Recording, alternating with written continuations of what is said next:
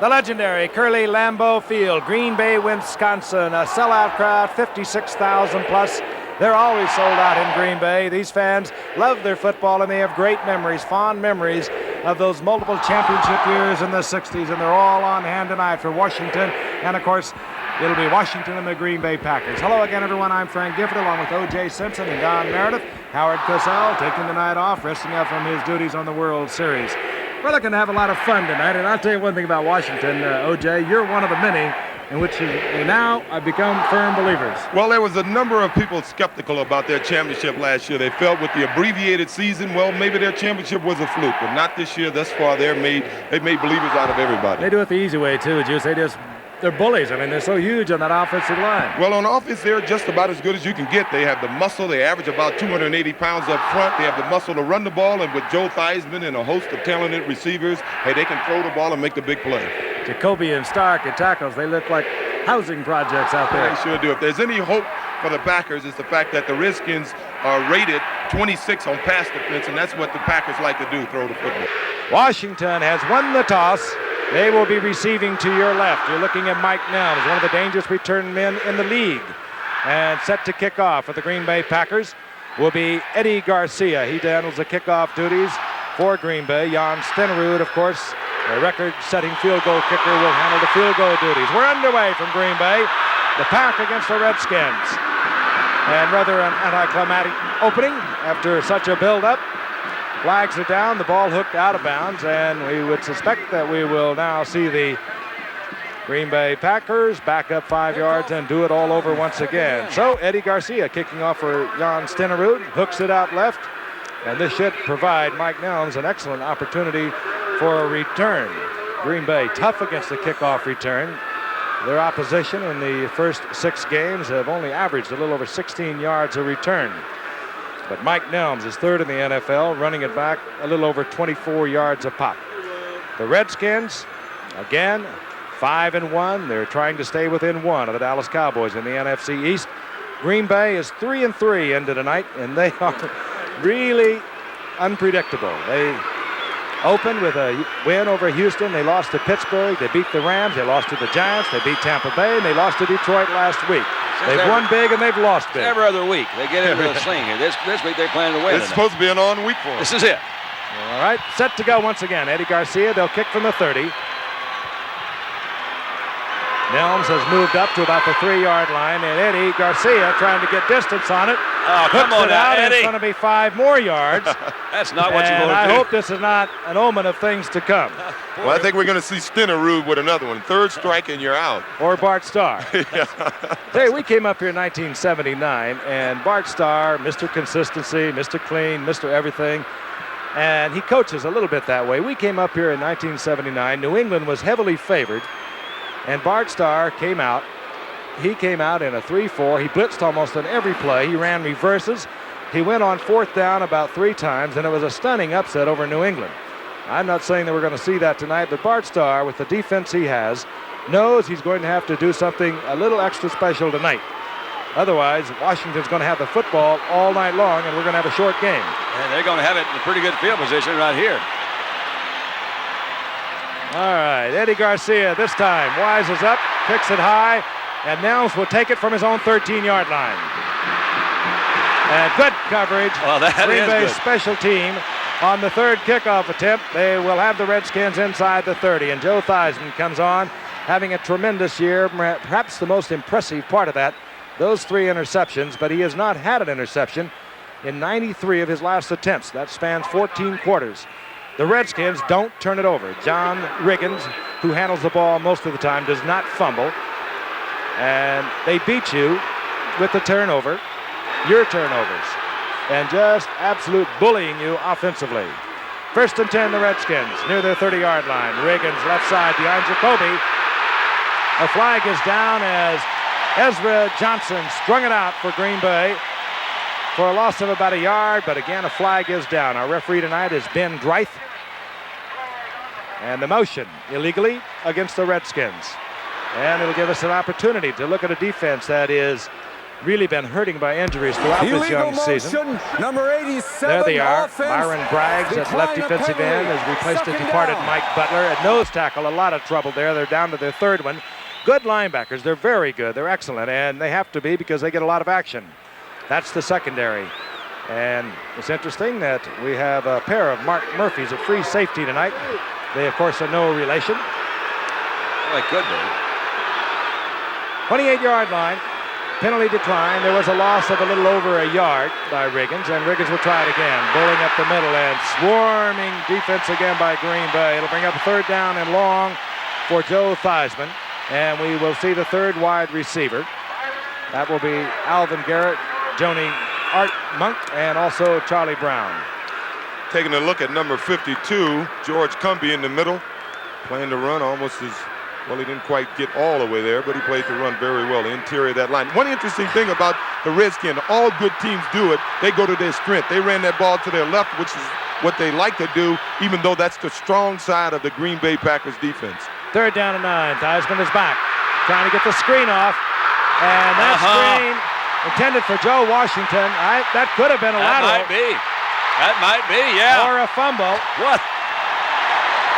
And that's Mike Douglas. Mike Douglas, the Mad Dog, and he likes to be called that. As I said, 2 of those 3 plays went to the Green Bay right side, the left side of the Washington Redskins offense, and that's the strong side for the Green Bay Packers. They have Mike Douglas and Erza Johnson on that side, and they're their 2 best defensive players. Let's take a look from the end zone. Theismann trying to get the screen off, and Mike Douglas read the play all the way. He was right in the middle of it. There it is. They're calling that a completion and then a fumble. That's right. You cannot advance a lateral. So that is a completion, a fumble, and a Green Bay touchdown. So he picked it up like a loaf of bread. That dog was out there, wasn't he? Talking about pawning a basketball, palming one. Jan Stenerud for the conversion, and this Packer crowd, all 56,000 of them, love those 3 offensive plays of the Redskins. Stenerud through the uprights, in Green Bay, without an offensive possession, leads the Washington Redskins 7-0. Let's take a look at it once again. And Mike Douglas is one fine football player, a Pro Bowler from a year ago. He reads plays well. He was just sitting right out there. Ezra Johnson almost got his hand in the number 90. Good defensive coverage by Green Bay. I'll tell you, that's hard to do. Take the man down, strip the ball, pick it up, get into the end zone, and the Pack is out on top early here at Lambeau Field, Green Bay, Wisconsin. And there he is, Mike Douglas. He's given the Pack a 7-0 lead. Bart Starr, of course, as a 17th round draft pick, developed into a Hall of Famer. And believe me, it is difficult to follow in the footsteps of a legend like Vince Lombardi. Nelms is back again. Eddie Garcia set to kick off for the Packers, who are out in front, 7-0. Nelms from the 5-yard line. And this time, Nelms picks up an opening and breaks it off out over the 40-yard line, still on his feet, and sprawls out to the 45-yard line, and the Redskins roar right back. Well, you can see why those first 2 kickoffs were kicked out of bounds. They were trying to keep the ball away from Nelms, who's a Pro Bowler the last couple of years, and I guess they figure instead of giving up the penalty, they're going to kick it to him, and they may have to go back to trying to keep the ball away from him in the future. Real good field position. Theismann, of course, steps into the huddle. Their single back offense. They use a lot of moving with their dual tight end situation. Rick Walker, usually the move man. Art Monk, however, wide receiver. He'll move also. Riggins left side and moving behind Jacoby. And this time it was George Cumbie who stepped inside, picked up Riggins, and held him to a yard pickup. You never know how long they're going to be able to maintain this enthusiasm, but I would say Bart certainly got him. He's got him juiced up, hasn't he? Juiced, as they say. Well, he's got him going. But, you know, it's funny, though, as we were saying earlier, a good team, as you can see, Cumbie and Douglas get in on the play. A good team will not change what they do to take advantage of the other team. Sometimes they will, but the strength of the Green Bay team is the right side of their defense. It was a gain of a yard. It's 2nd down and 9. That's Monk in motion. We'll see a lot of that tonight. Theismann, and Right Monk is the there, splitting a zone defense. Monk came from the far side. We mentioned the Redskins like to use him in motion. They got him over there into his own situation, and he split the defense, and Theismann who is throwing this year at 60%, is right on target. Straight up, I think you pretty well called it, Frank. He had some time to throw, and he split that zone. The ball is really well thrown. That's a pretty long throw, dropped right in the middle. Got in there behind Mike McCoy and in front of Mark Murphy. That's an open spot, though. That's really not a defensive coverage for either one of those guys. That was just a well-executed offensive play. Redskins first down near the 20-yard line of the pack. Early going here in the first quarter from Green Bay. Riggins on a delay, moves back to the right, runs into Packers, breaks it off in the middle, and just sheer weight. Drills for about 3. It'll be second down and 7. Tried to pull that big left side of the line. Looked like to get out in front of Riggins, but couldn't make much headway. Riggins into tonight, 562 yards, 3.7 average, 8 touchdowns. Is now the NFL's 5th all-time rusher, moving in behind Jimmy Brown and, of course, Franco Harris and the man on my right, O.J. Simpson and Walter Payton. All right. Second down and 7. The ball close to the 17-yard line. That's Charlie Brown in motion. And quickly, the flanker screen to Brown. That's a good play. And Brown moving behind Art Monk, gets down inside the 5-yard line where it'll be first down, goal to go. The Redskins do so many things, and the one thing you always notice, Don and OJ, is they do the safe things. They do. They really do. And I think, one of the things, they're known kind of for the running, the big hogs up front, and Riggins, of course. But when they throw, it really does work. They're very effective with that. Now, those little safe patterns out there, give it to those guys. Let them make some moves. Well, they have the kind of receivers that can make the move after they catch the ball. The delirium short-lived by the Packer fans as the Redskins are knocking. First down, goal to go. Riggins in the arms of Cumbie. Surge down close to the 2-yard line. Cumbie, he's all over everywhere today. He's a tough one in there. He's 6'1", 224-pounder. First-round pick in 1980. And both inside linebackers, Rich Wingo and Cumbie, play the run well, while Anderson and Douglas play the run well, but also are exceptional pass defenders. A good linebacking core. Mike McCoy, that saw come in from the right cornerback, was also in on that tackle. They've marked it at the 3-yard line. Second down, goal to go. Joe Gibbs, the young coach of the Redskins, looking on. Wansley is in motion. Riggins. Fumble the football. The ball is loose at the goal line. The Pack is saying, we've got it. Of course. They're going to save Riggins, who just does not fumble the ball, has just coughed it up. You were talking about the lack of fumbles and interceptions beginning, but with that takeaway, giveaway thing, Frank, they're lead the league. The Redskins are plus 17. That's the tops in the league, while Green Bay is minus 6. Really does have an awful lot to do with it. Well, John, what he did, he saw the goal line, and I think he was just about to take the ball to try to stick it out there over the goal line. Redskins, if they've got it back in the end zone, we're going to have a Redskin touchdown. Well, the Packers have indicated touchdown, but the officials have not. What it appears, well, I guess they don't have to bother. It was fumbled and recovered in the end zone, and the Redskins are on the scoreboard. Who covered it? I think it was Clint Didier, the tight end. There were a bunch of folks down there grubbing around for it. Well, that was rather anticlimactic. I couldn't even see. Okay, Bobby. Theismann will hold, and Mark Mosley, 2 fine place kickers here tonight. High snap. Theismann quickly gets it down, and the Redskins, in short order, have tied this football game up. It didn't take them long, did it? Good return by Mike Nelms. Theismann with a good shot to Art Monk, and then a flanker screen to Charlie Brown, and then Riggins on this play. Second down, goal to go. Tries to go over the top, coughs it up. Right there, he's carrying it. He's protecting it well. Hit by Wingo, who pulls it out. Wingo. And Mike McCoy looks like he'll have a shot at it. That ball's lying right there. That looks like a Green Bay guy. Well, we'll get the official word on who has scored the Washington touchdown very shortly when we return to Green Bay, Wisconsin on a beautiful night for football. Clint Didier, the backup tight end for the Washington Redskins, fell on John Riggins' fumble, and we have a tied game with 10:35 remaining in the first quarter. Jeff Hayes handles the kickoff chores for the Redskins. replacing Mark Mosley. The field goal kicker, Eddie Lee Ivory, is deep for Green Bay, and this is a short kick. Taken there by Harlan Huckleby, and Huckleby runs into his own man as he goes down close to the 30-yard line. So offensively, we'll look at the Green Bay Packers for the first time this evening as Lynn Dickey trots onto the field.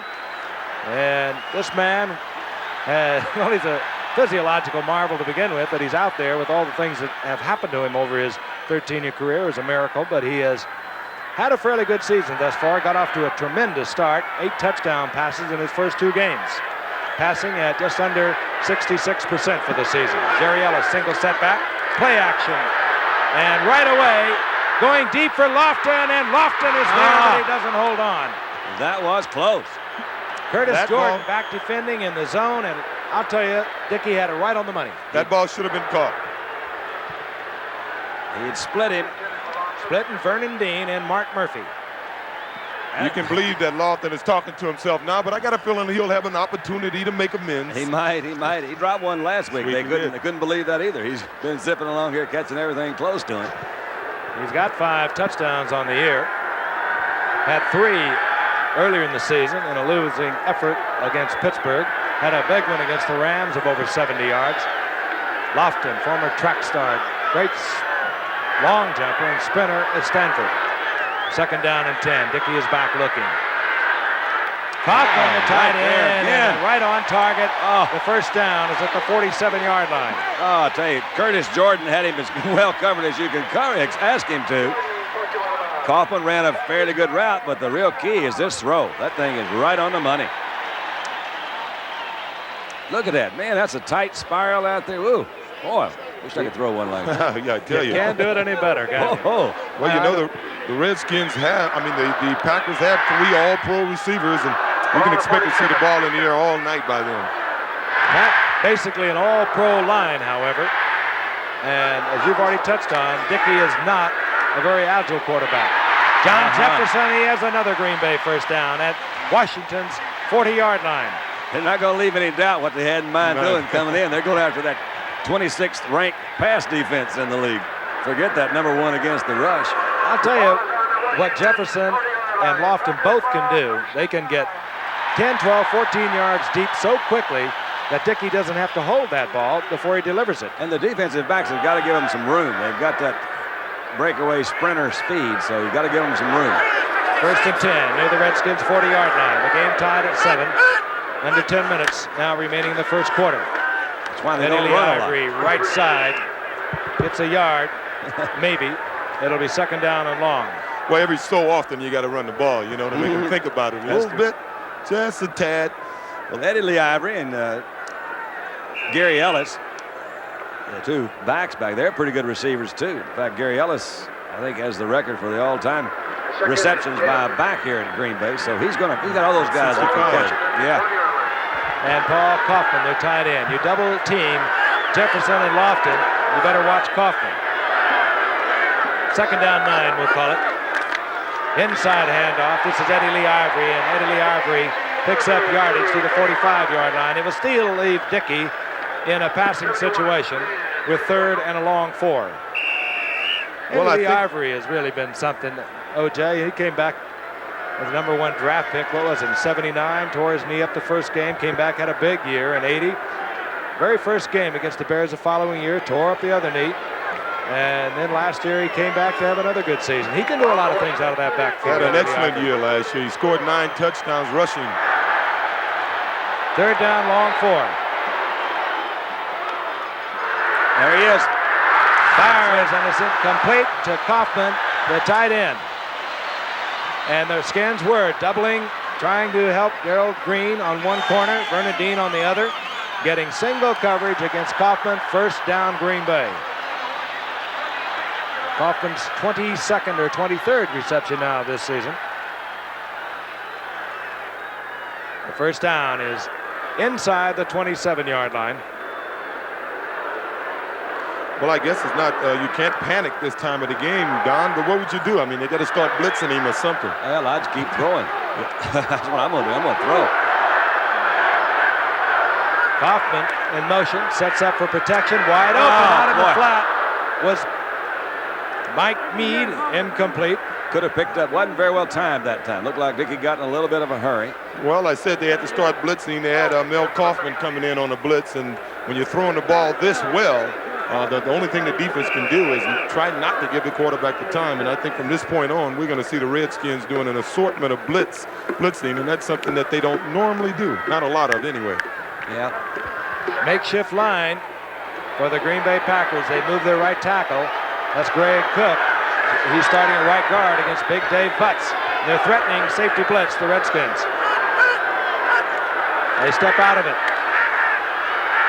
Dickey firing to Kaufman in the end zone, and good coverage by the Redskins. They showed blitz, got out of it, and now it will put the Packers into a 3rd down and 10. Good time to throw.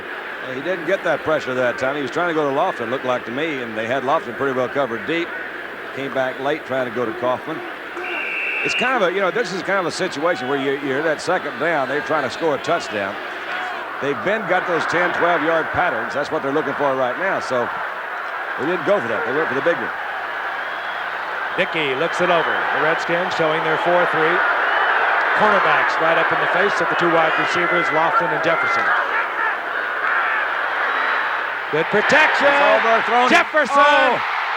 Almost a spectacular catch, but he does not hold on, and we have seen him over his 6 years, 3 of them with San Diego, make great catches just like that. Yeah, you can't blame him at that point because he was lucky to get his hands on the ball. In any event, it looks like a flag is down in the backfield. Normally, that indicates holding, so it would have went for naught anyway. And it will be an interesting decision on the part of the Redskins. Great field goal kicker for the Packers is Jan Stenerud.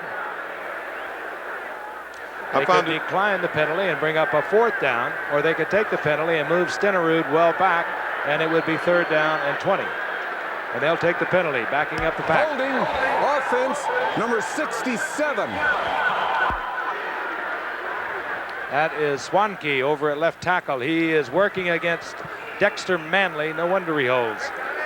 Can't say that I blame him. The ball was just a little bit high, but we have seen him make catches like that. You don't realize how high he's jumped off the ground.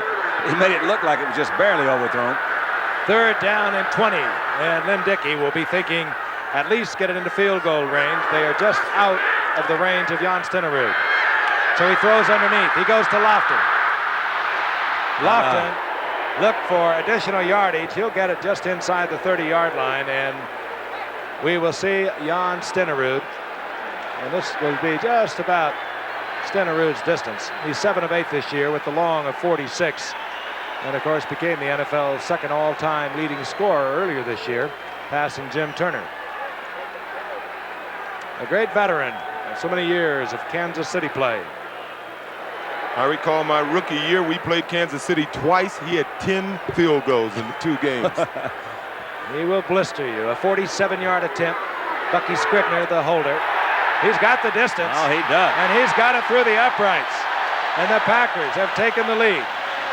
10-7. We have 6:34 in the 1st quarter. Jan Stenerud, he's now 8 of 9 on the year, hitting a 47-yarder. That's his longest of the season. There's Mike Nelms, again, providing that dangerous return of kicks for Washington. This one dribbled along the ground, taken by the big bulky lineman out over the 35-yard line. What a weapon Nelms is, though, to affect that big part of the game on kickoffs. They won't even kick to him, so that's really wild. That was Cronin, the linebacker, on the short kick, and Eddie Garcia now has kicked 2 of them out of bounds to get this game underway. He kicked the short one. And the Redskins have good field position at the 35-yard line. The Redskins, patented single back offense. Play action by Theismann. This one was almost picked off by Mike Douglas. Boy, he intended for Charlie Brown, incomplete. I think they're going to learn a lesson in a minute and start coming on this side of the field. You've been calling for the right side. I think they're going to come over here a little bit. That was a great drop by Douglas that time from his linebacker position. It's a good angle out there. You can be off 1 step and you have no shot at being able to knock that little pass down, but he was right in the line of flight. Little trivia on Douglas. He's only 6 foot 215 pounds, but he high jumped 6'8". at San Diego State, was a 50-foot triple jumper. Yeah, I like trivia like that. That's Good athlete. Yeah. Mike Douglas for Green Bay. Blitz is on. 2nd down and 10. Theismann, good effort by Art Monk. He was deep and he came back knowing Theismann was in trouble, gave Theismann a target, and Monk gets the 1st down in Packer territory. Let's take a look at it, an unusual way. We'll watch Theismann. We'll watch the 2 wide receivers, Monk on the right, and up at the left, the other wide receiver for the Redskins, Charlie Brown. And you'll see Theismann do something that is effective against a blitz. He rolls out to his other side. His line comes across to him. He rolls out to the right. He looks around, and his receiver, Art Monk, being an experienced receiver, came back to the ball and made a very successful play out of it. 1st down, Green Bay's 43-yard line. Charlie Brown, the motion man now for the Redskins. Riggins countering to the left. Riggins steps to the right, and by the time he gets that big body moving left, the pack had penetrated over on the right side. Wingo in there as the key stopper for Green Bay, number 50. How many times do you have to run like that, O.J., before you start asking yourself, who are those guys? Yeah, well, most backs, the more they get the ball, the more they figure out what the defense is doing. And right now, he probably can't figure it out. They own him so tight. They're on him, boy. Yeah, but I'm sure he wants the ball still. 2nd down and 10. Riggins, 7 carries, 8 yards. Walker in motion. Riggins. This time he finds an opening and bulls his way inside the 35-yard line. He'll be short of the 1st down by about a half a yard.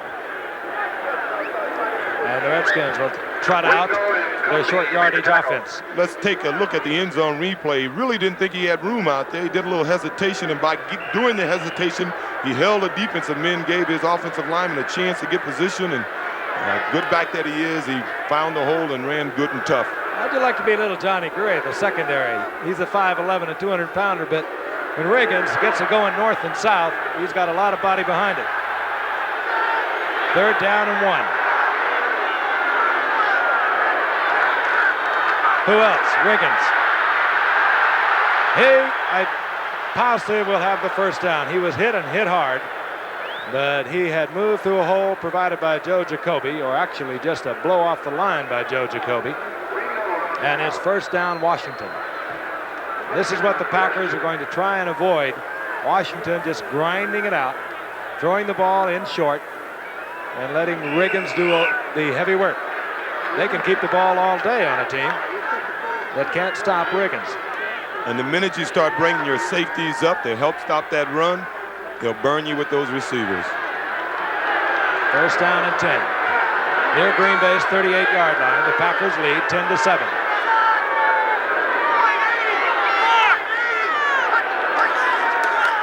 Riggins.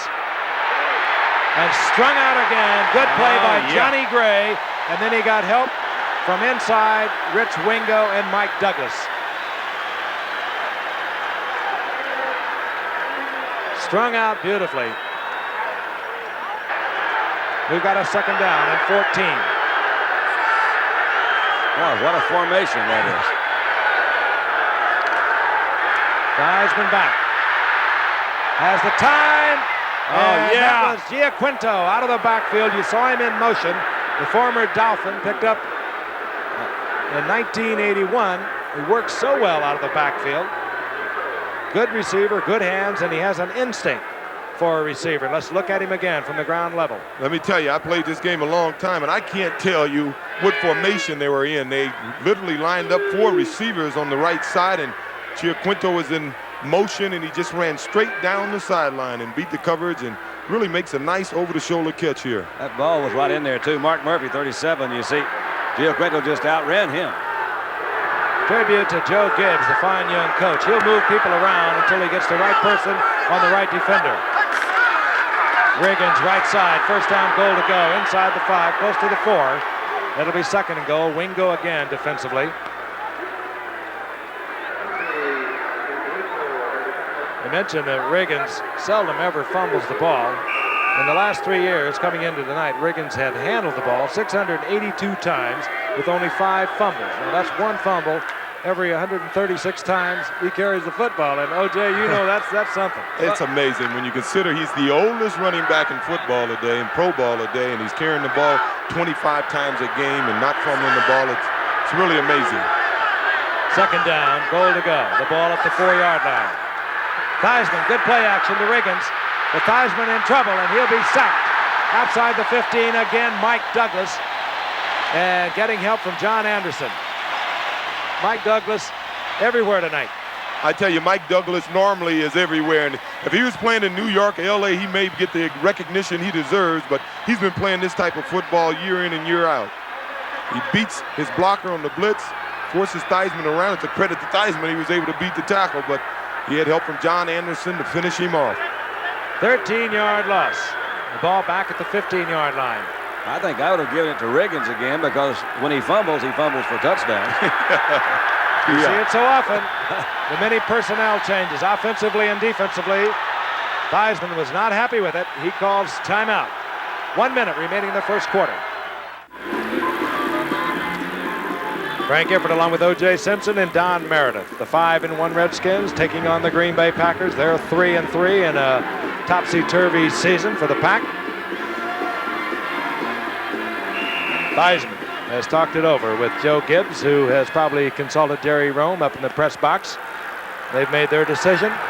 Third down, goal to go. The ball near the 15-yard line. Joe Washington, 25, good receiver out of the backfield for the Redskins, is in the lineup. Nick Giaquinto, another good receiver in motion. There he is. Theismann. Oh, man. And Ezra Johnson, the leading pass rusher for the Pack for the past 2 or 3 years, swarms all over Theismann, moving right around Joe Jacoby, the huge offensive tackle on the left side for the Redskins. He got such a quick jump on Jacoby. I mean, you talk about he just guessed just right. Got a good start. Jacoby really didn't move. He was around him before Jacoby had a chance to step back at all. 42-yard field goal attempt by Mark Mosley. 12 of 15. Leading the NFL in scoring after 6 games, and he is dead solid perfect. We've got a tied football game with 38 seconds remaining in the first quarter. But the Packers showing surprising strength on defense. Ezra Johnson got his 7th sack of the season. Coming into tonight, Green Bay in 6 games only had 10 sacks. They have 2 in the first quarter of this game. And if they're going to win tonight, they're going to have to continue to play the kind of defense they're playing. Jeff Hayes to kick off. Harlan Huckleby is deep for Green Bay. Huckleby from the 9-yard line. Harlan. Out to the 25. Goes Harlan Huckleby. They'll mark it at the 26th. A lot of action here in the early going.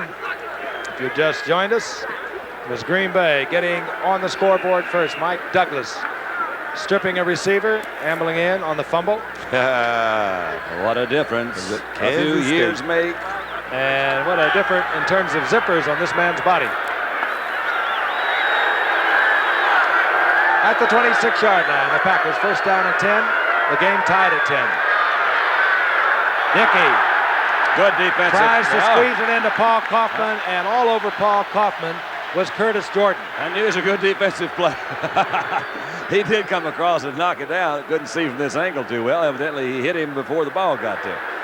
It looked like he was taking a piggyback ride on Kaufman. Pass interference number 22. That's a first down. I'll tell you, this is one place for the Redskins, and you have to consider that they have lost Tony Peters.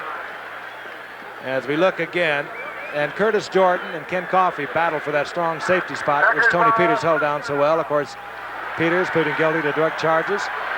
He had a suspended sentence for 4 years. And he will have a hearing very shortly with Commissioner Rozelle to see if he can return to action. On first down and 10. Lofton with a great move and about the most beautiful timing pattern you'll ever see. Huge square out. Dickey holding it, firing it on the break right into the arms of Lofton. Yeah, I was wondering if the flag would be thrown on that. Last week we saw a very dangerous face mask call that really hurt Mr. Ken Anderson. He didn't pull his face mask, but he caught him by the back of the helmet and tackled him with the back of the helmet. Now we get the call. It's a late call by the side judge, I think. And there will be additional yardage, but watch this now. Don, I'll tell you, Dickey, as Lofton goes with the sprint, has got that ball in the air before he makes the break. It was a heck of a move by Lofton. You ever see a head move and a slow down move like that, Don? It was good, but look here, Dickey gets hit. Now, he's all spread out, and that's the other end of that thing. And you're right, that ball was thrown right on the money. Dickey is really sharp tonight. It's as sharp as I've seen him. And the personal foul against the Redskins moves the ball to the 26-yard line. Well, let me tell you, the Redskins are a very difficult team to score on within the 20-yard line, much like the Miami Dolphins used to be. I think the last time they came down, you saw Green Bay try to go to the end zone from here, and I wouldn't be surprised to see them try it again. Green Bay on the roll. Well, Dickey bobbles the ball, trying to get it back to Harlan Huckabee on the toss. Slipped out of his hands, and the loss is back close to the 37-yard line. Those are those kind of things that they're so silly, you can't believe they ever happen, but you just drop the ball sometime. Looked like maybe he didn't get a good snap from center, but he turns around and all of a sudden it has no handles on that ball. Final seconds ticking away here in the first quarter. Green Bay will not get a playoff. A lot of action here in the first quarter. The Redskins 10, the Packers 10, and we'll be back. Curly, Lambeau Field, and Green Bay in a moment. For Green Bay tonight, the rushing game is incidental. They're going against the top rushing defense in the entire NFL, the Washington Redskins. But every now and then you throw one in there just to let those big dudes over the other side know you will run it on occasion. It's 2nd down and 20 for the Packers as we begin the second quarter. Dickey Kaufman is there. This will be 6. All right. Paul Kaufman got individual coverage on Curtis Jordan as they tried to double up on the outside receivers Jefferson and Lofton, and he wiped out Jordan. 6 points, Green Bay. You kind of get the feeling they may have isolated old Curtis Jordan back there. You see a lot of passes going in his area. Well, the Packers knew that they couldn't win a low-scoring game. The only way they can win this game is to score a lot of points, and look at a beautiful move. Gave him a little inside move to hold him and broke for the flag. And once again, that pass was right there, right on the money. And that's a big man that made that little head fake move to the inside that froze Jordan. He turned it on. Plenty of room for Dickey. He was right on target. Here's Stenerud with the conversion.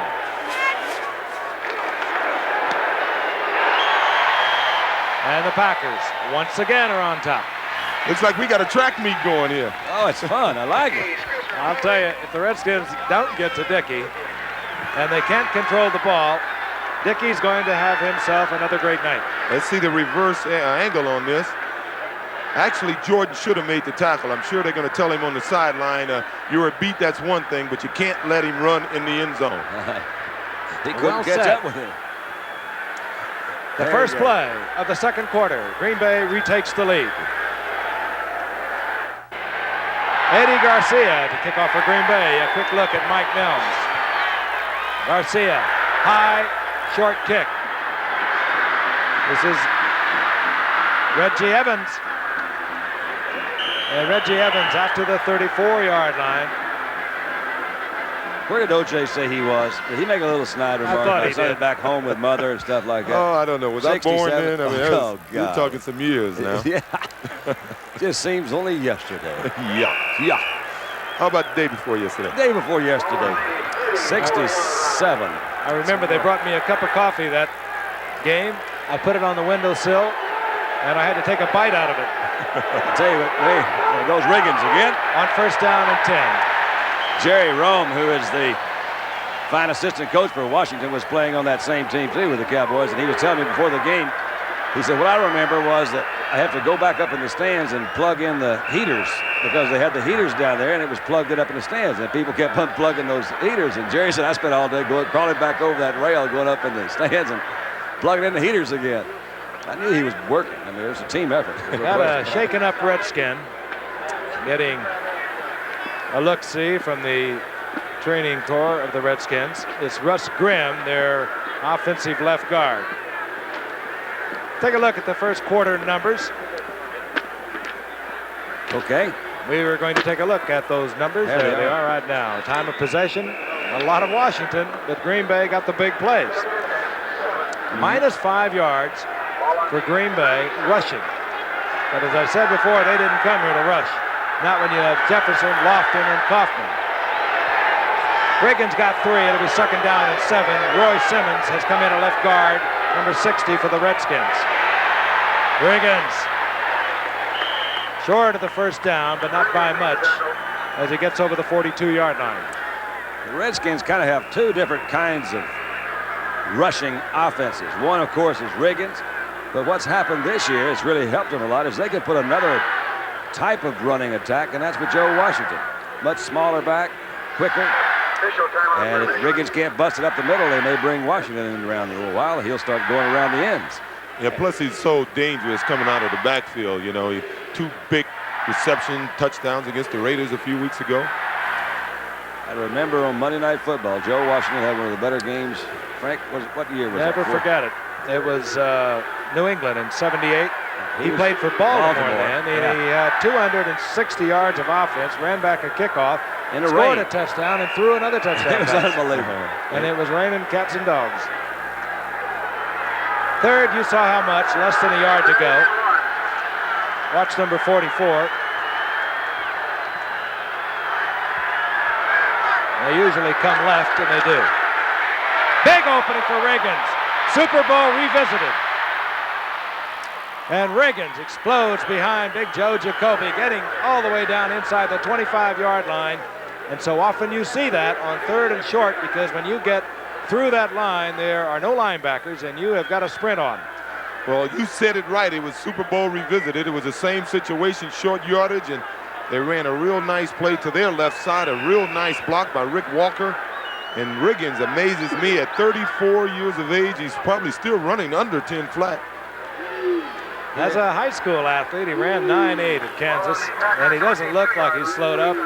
He said he was going to come back in the best shape of his life this year. If the Redskins didn't make it to the Super Bowl, they wouldn't say it was because of Riggins, and he is in tremendous shape and having a great year. They've got it marked at the 23-yard line. 1st and 10, Washington. Riggins again left side, and Riggins just bowling ahead down close to the 17-yard line for a gain of about 5 before Byron Braggs is there defensively for Green Bay.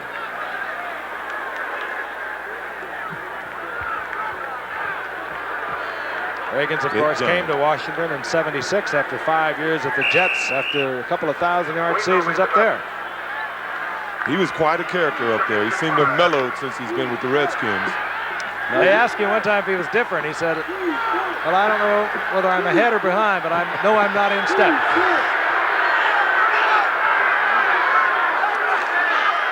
Riggins left side fake, and Theismann rolls out wide open.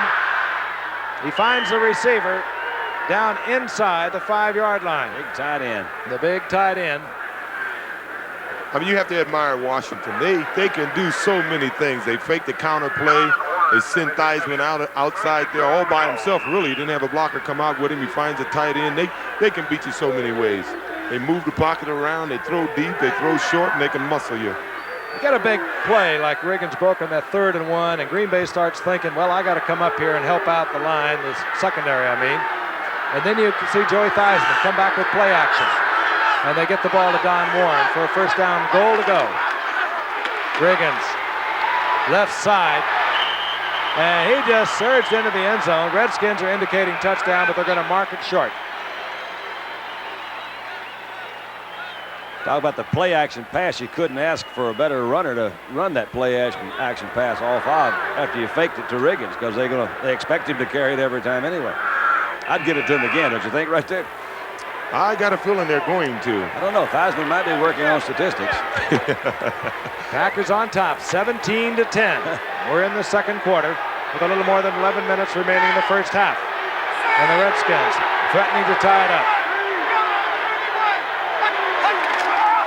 Riggins. Wansley leads Riggins into the end zone. Touchdown, Washington. I think Riggins will wait till they get a nice lead before he starts working on statistics. Okay. And he just seems to get stronger, even at 34, as the game grows on. Talking to Jerry Rome before the game, he says it's amazing. They really do. Riggins kind of comes in. He says he's really a different kind of cat. He says you never met anybody like him, but he'll come in and before the game he says, yeah, give it to me 30 times. So they give it to him 30 times. I said, what would you do if he said give it to me 3 times?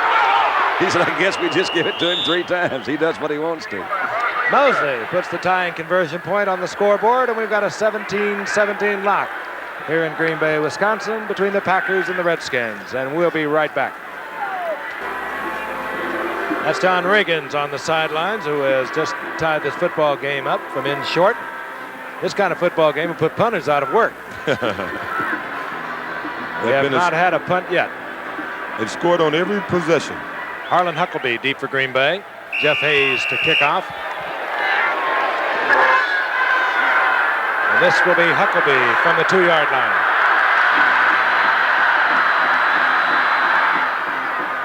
And Huckleby out close to the 23-yard line. Let's pause 5 seconds and allow our stations all along the line to identify themselves. Packers ball, first down. Frank Gifford along with O.J. Simpson and Don Meredith. Howard getting a little breather after the World Series coverage. In a game that opened in rather startling fashion, Green Bay getting on the scoreboard. Mike Douglas taking a fumble in. Didier came back and recovered a Riggins fumble for Washington. That tied it at 7. Jan Stenerud hit a field goal to make it 10-7 Green Bay. It was tied at 10 when Mosley answered that field goal. Lynn Dickey hit Kaufman. 17-10. Riggins on a touchdown. And this is Jerry Ellis, or James Lofton. I tell you, on that last play, Mel Kaufman saved the touchdown. He made a heck of a play, didn't he? Second down and 4. Mike Mead. Big opening left side, and Mead will have the first down out close to the 40-yard line. Now that helps their business a lot. They've had a minus rushing yardage in the first quarter. Just run it every now and then, just so that, as you say, you know they can't. I think the main reasons they're running is to try to give their receivers some rest. She's a very talented lady. That's the wife of James Lofton, Beverly Lofton. James and Beverly have their own syndicated TV show. She has been an actress, a model, and she's also a lot of fun. Yeah, you say talented. She's gorgeous also. 39-yard line, first down 10, Green Bay. Lofton in motion, sets up the help block. Wide open is Jerry Ellis. Ellis down the sideline, looks at the first down marker, gets the first down in Washington territory at the 49, and there's a little hassle going on back at the 30-yard line. Dexter Manley is right in the middle of it, so evidently they didn't like what happened back there. Dexter's saying they were holding him, of course. He is talking to Carl Swanke, the left offensive tackle for Green Bay, whose principal role tonight is keeping Dexter Manley off the back of Lynn Dickey. Well, he's done a good job. We haven't heard from him until right then. I don't think they're accustomed to having a team go up and down the field on them like this, even though the Raiders did score 35 points, I guess, a few weeks ago. But defense have a lot of pride. They don't like to be moved on like this. Green Bay in Washington territory once again. Meade in motion, and here comes Eddie Lee Ivory. And he's met quickly. Big Dave Butts pulling out from his defensive tackle was there first. 6'7", 295 pounds, Dave Butts. And he's having a great year. Good move by Oklowitz that time, coming in from the middle linebacker position. Made a good move to at least slow him down. Well, it looked like it was going to be a pretty good play until Oklowitz came through there and forced him upfield. Found a little crack in the line and just shot through. Hate those middle linebackers. Of course. Get to know him well. For Redskins fans, Monty Coleman was activated tonight. Good pass defending linebacker who's been out for the first 6 games.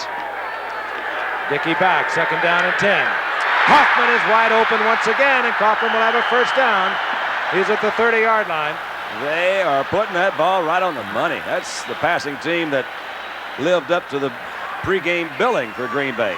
Well, Dexter, I don't know what argument he had to play before, but Dexter is laying on the field right now. Mr. Manley looks like he's injured. Here's a replay of it. We'll see. The surprising thing right now is that Dickey is getting this much time to pass. He is, and he's putting it right on the money. Good. That Kaufman is going to be, I think, a big cog in the game plans tonight because they are still trying to double them on the outside. Believe me. More seriously, Dexter Manley is down at the 42-yard line, the line of scrimmage. He's being treated there. And we'll be returning to Green Bay in just a few moments to get a report. As you can see, he's on his feet. I'm sure we'll see Dexter Manley very shortly, the fine pass rushing defensive end for the Redskins. He left the field, as you saw, just before we went away. Sickly under his own locomotion, and he appears to be all right. Green Bay has a first down and 10. Kaufman gets the first down to the 30-yard line of the Redskins. Ivory. And down goes Ivory. Good defensive play. It was moving up quickly. Curtis Jordan. Once again, Okowitz was out there. You can't run the football unless you block the Mike man. That's what we call the middle linebacker, the Mike man. And he was out there clean, and he was the guy that kept him from turning up and gave the safety time to come up and make the tackle. I always wonder, how they call in Dallas, they call the middle linebacker Meg, and the weak side linebacker Wanda and Sarah. That's Dallas. Dallas. Why do you call those guys Sarah, Meg, and Wanda? I'll tell you, they're going to have to change that in the 80s. Yeah. They're going to have a lot of problems. This second down and 12. Come on, Wanda. Dickey rolling out, runs into trouble, and he had to unload it for screen pass for the Kaufman. screen, and he didn't have a screen man out there to receive it other than Kaufman. Maybe he was the intended receiver. Tremendous pressure on Dickey as the Redskins brought everyone. It was unfortunate that they couldn't get the ball to Kaufman because it was the perfect defense to run it against. The Redskins was blitzing everybody, and if Kaufman caught the ball, he would have had 3 blockers and 1 guy between him and the goal line. It's one of the things you have to do on a screen. You say, sure, you're going to fake block, but hit them a little bit. Just slow them down. They didn't slow them down that time. Third down and 13. And the Skins will be coming.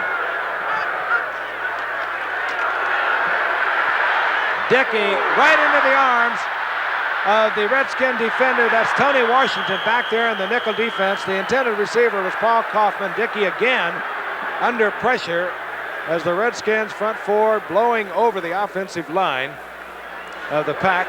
Made Dickey release it before he wanted to. Well, let me tell you, James Lofton, I think, is one of the great receivers in this game, but it appeared from this point of view that he could have got his hands on that ball. Let's take a look. He's trying to hit Lofton coming across the middle. No, it was out in front of him. No, it may have been out in front a little too much. Well, he got a little, it was not that kind of pressure that really gets in your way. It's that kind of pressure you feel coming from that backside. Scared him. Tony Washington gets another Redskin turnover. They've had a lot of them this year. They get the football back at their own 29-yard line. 8 minutes and 16 seconds remaining in the first half from Green Bay, Wisconsin. The ball at the 29-yard line as Tony Washington turns it over, getting the interception from Liam Dickey. First time today Green Bay lost their serve. That's right. Theismann on first down. They like to throw it on first down. You just saw the graphic. He almost intended got it receiver, back. Art Monk. They almost got their serve right back, looked like to me. That ball was not very well thrown that time. That'll bring up second down and 10. Bart Starr, now in his 9th year. Made the playoffs last year. But prior to that, had only 1 winning season. That was in '78. He struggled up here. He carries a lot. You know it hurts. Second and 10. This is Joe Washington. Washington tripped up. Good play. Guess who? Mike Douglas. I'm telling you, he's moved over to the left side now, hasn't he? He moves everywhere. Look out, Mad Dog. You got him going. You know, you say that Bart Starr made the playoffs once. I'm going to ask you a question about quarterbacks coaching. I can't understand why they haven't been better coaches. Oh, I see. Well, look at Mad Dog. Then nobody can block him. Boy, he's quick. He really is. He went back with that little, what he thought was going to be a pass. Came back in and covered it off. Loss of 3. It'll be third down 13. Green Bay, not a famed pass rush. They'll try and put pressure on Theismann, however. Theismann, good mobility. He'll pick up the first down. And good move by the get out of bounds. Theismann spotted the first down marker, got out of the 40-yard line, and gets out of a 3rd and 13 situation. And he did have pressure. It forced him out of the pocket. Let's take a look at it. I think it was Ezra Johnson that was all over him. Well, or Cumby. Let's take a look. One of them was coming back in there. That's Ezra's number 90. the one that That's got him right first. there. Ezra was there, and he's chasing him. And as we said, Theismann is an excellent runner. He ran 15 punts back for this Washington team when he first came back from Canada. I'd forgotten about that. He did, didn't he? He was a punt returner. So we had Sonny and Billy there. First down, Washington, their own 42-yard line. 7:23 remaining in the half. Washington, the reverses to Art Monk. and picked up, read beautifully. Byron Braggs pursued it and takes Monk down for a loss inside the Redskins' 30-yard line. Not only does Green Bay appear fired up, they appear totally prepared for this team. They don't seem to be fooled by anything. They're ready for him, right? That's right. Well, Bart said that to you in the interview. Bart wouldn't lie to me, would he? Bart wouldn't lie. Byron Braggs, defensive left end, came out to allow the pass rushing specialist come in, Ron Spears. Second down, 19.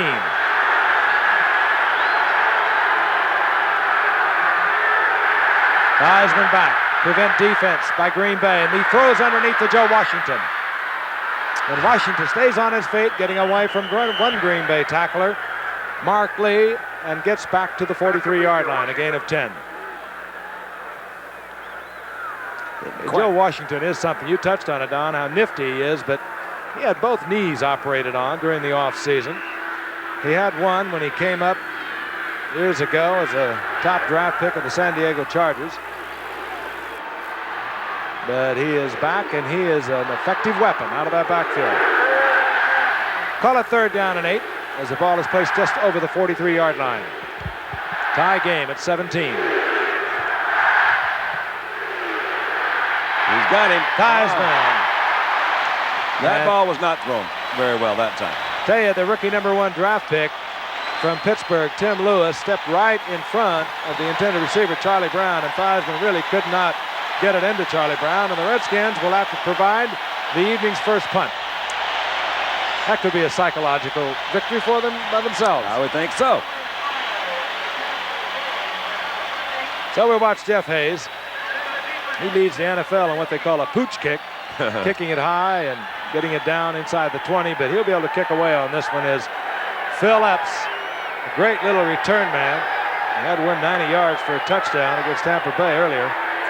He's back for Green Bay. Hayes doesn't turn it over, doesn't get it high enough, and here comes Epps. There's some speed for you. Look out. If he could have got around that corner, the little man runs about a 9-200.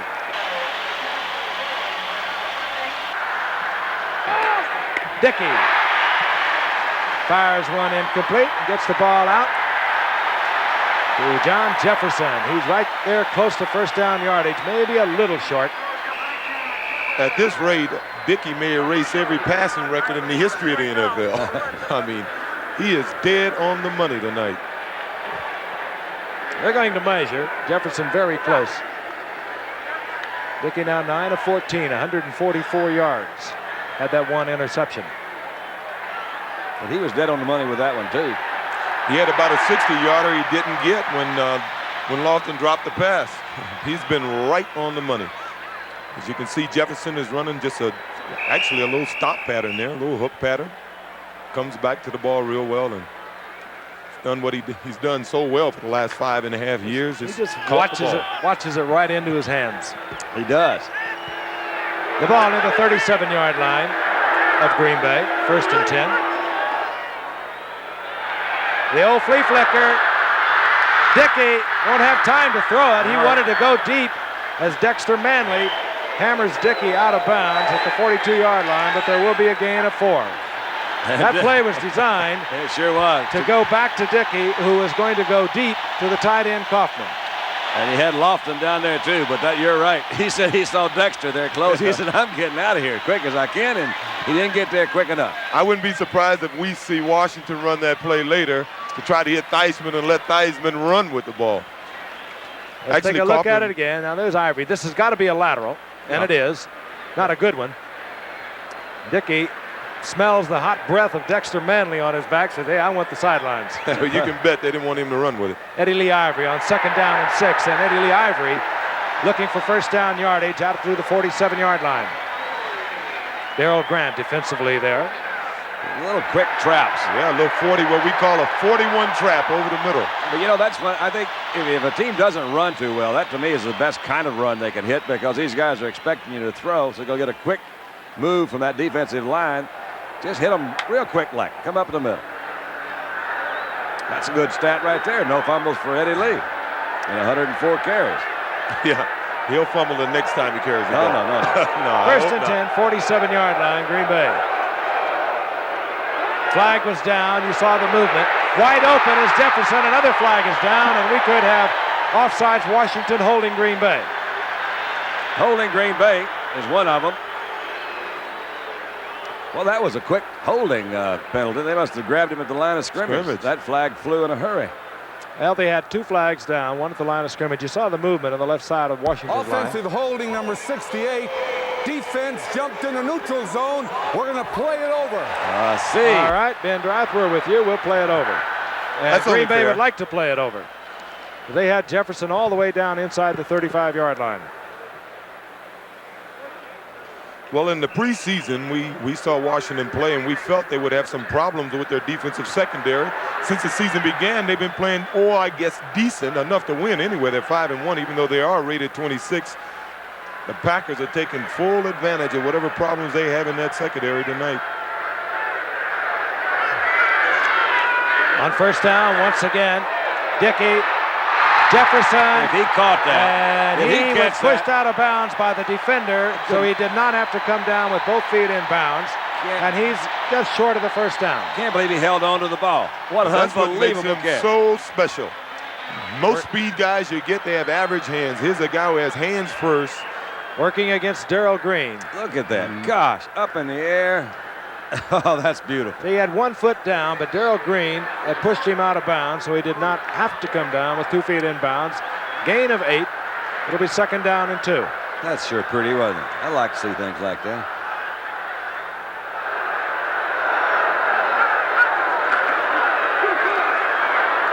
Ellis tries to slip for the first down.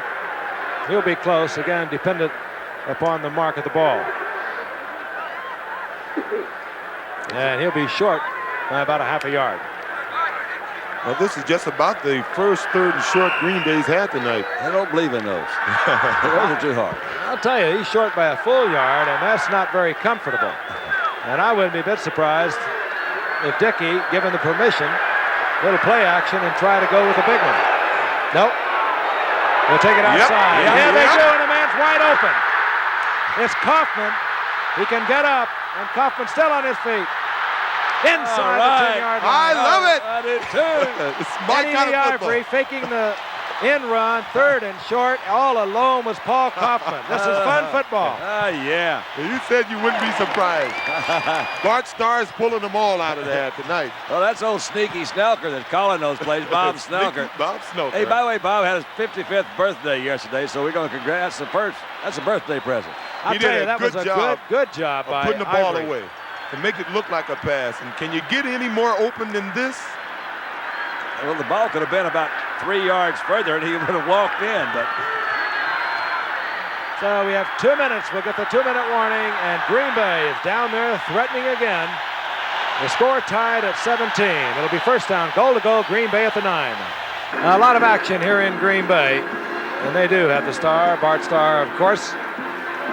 The Green Bay Packers also have a 3-3 record on this season. Washington has a 5-1. Green Bay, with a win tonight, can stay 1 game behind the Minnesota Vikings, a team that they will entertain here this coming Sunday.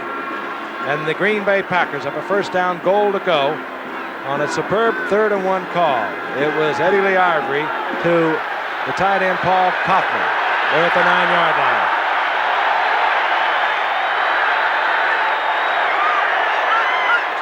They're not planning on running it in.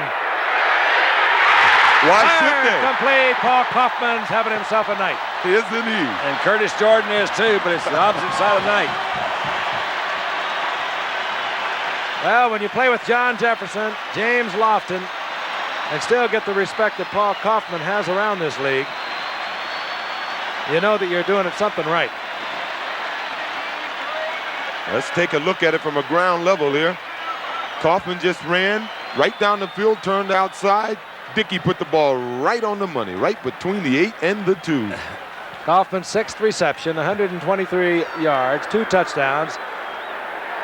And we've got action left here in the second quarter. 6. I do enjoy these kind of games. They're fun, aren't they? They really are. Just put that ball up in the air, do a little razzle dazzle.